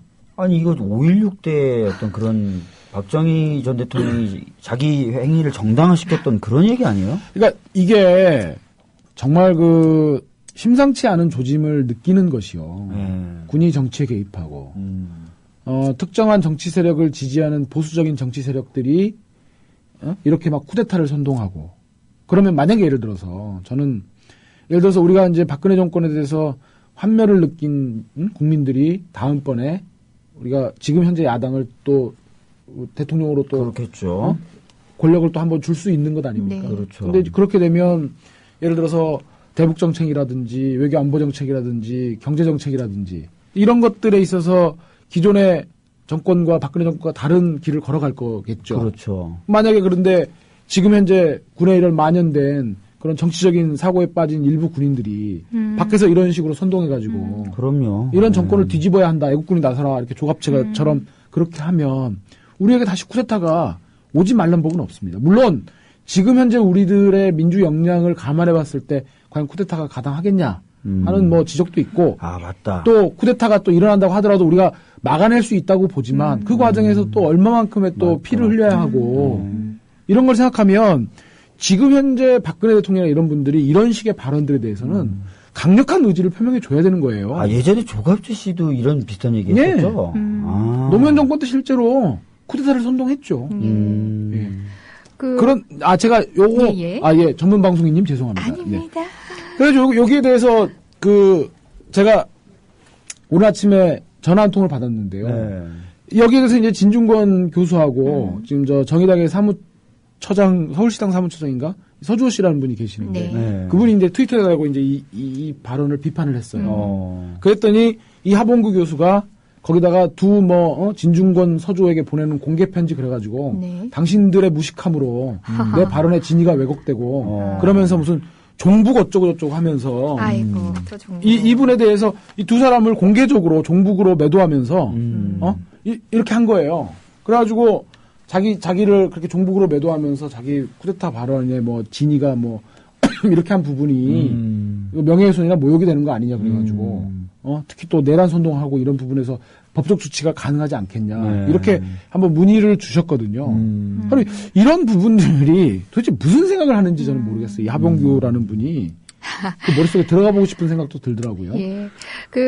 더 국민이 분노하고 있는 거는 이 조사 결과 자체에서 우린 또 똑같은 얘기를 또 듣잖아요. 개인적 일탈.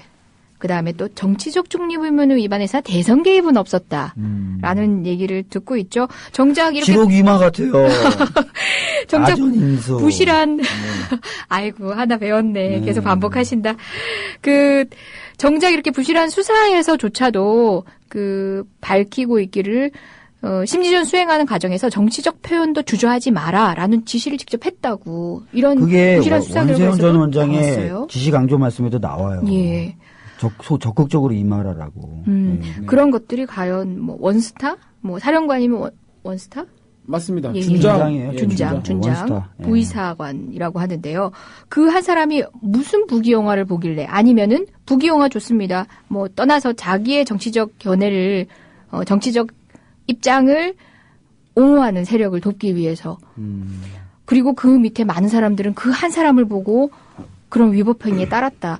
이건 국민의 상식을 납득시킬 수 없는 수사 결과이기 때문에 이 부분에 있어서만큼 어쨌든 중간 수사 결과이지 않습니까? 국민이 지금 분노하고 있는 수치를 보고 어떻게든 다시 이제 수사가 확대될 수도 있겠다고 봐요. 계속 여론의 관심이 필요한 부분이라고 확실히 생각합니다. 군의 정치 개입은 정말 어떤 수를 쓰든지 막아야 돼요. 네, 이거는 맞습니다. 진짜 굉장히 우리가 무서운 경험을 했던 거잖아요. 군대가 계속해서 정치를 개입했었던 역사를 우리가 알고 있잖아요. 이거 반드시 막아야 됩니다. 예. 뭐 국정원이 정치에 개입한 것에 대한 비판과 비난은 당연히 전제로 하고 그 이상의 그 의미가 또 이상이에요. 있다는 거죠. 예. 예. 예. 아유, 뭐 너도 나도 안녕하지 못한 시국에 자꾸 안녕하지 못한 말씀만 전해드립니다. 무엇이 옳고 무엇이 그른가에 대해서는 많은 분들이 너무나 잘 아시고 계십니다. 어떻게 관철시켜야 하는지에 대해서 지금 더 답답해하고 계시는 분들 있을 것 같은데요. 저희들도 예, 뭐 오늘 풀어놓은 문제들 또 각자의 자리에서 많이들 고민하고 또 돌아오겠습니다. 예, 오늘도 추운 날씨에 먼 곳까지 지각까지 하시면서 오시느라 고생 많으셨습니다. 수미가 일관되군요. 예. 지각으로 깔끔한- 시작해서 지각으로 끝나는 방송. 깔끔한 방송입니다. 오늘도 수고하셨어요, 두 분 네. 변님들. 예. 예. 여러분 저는 다음 주에 뵙겠습니다. 더불어 행복한 세상. 너와 나의 꿈이 눈앞에. 국민 TV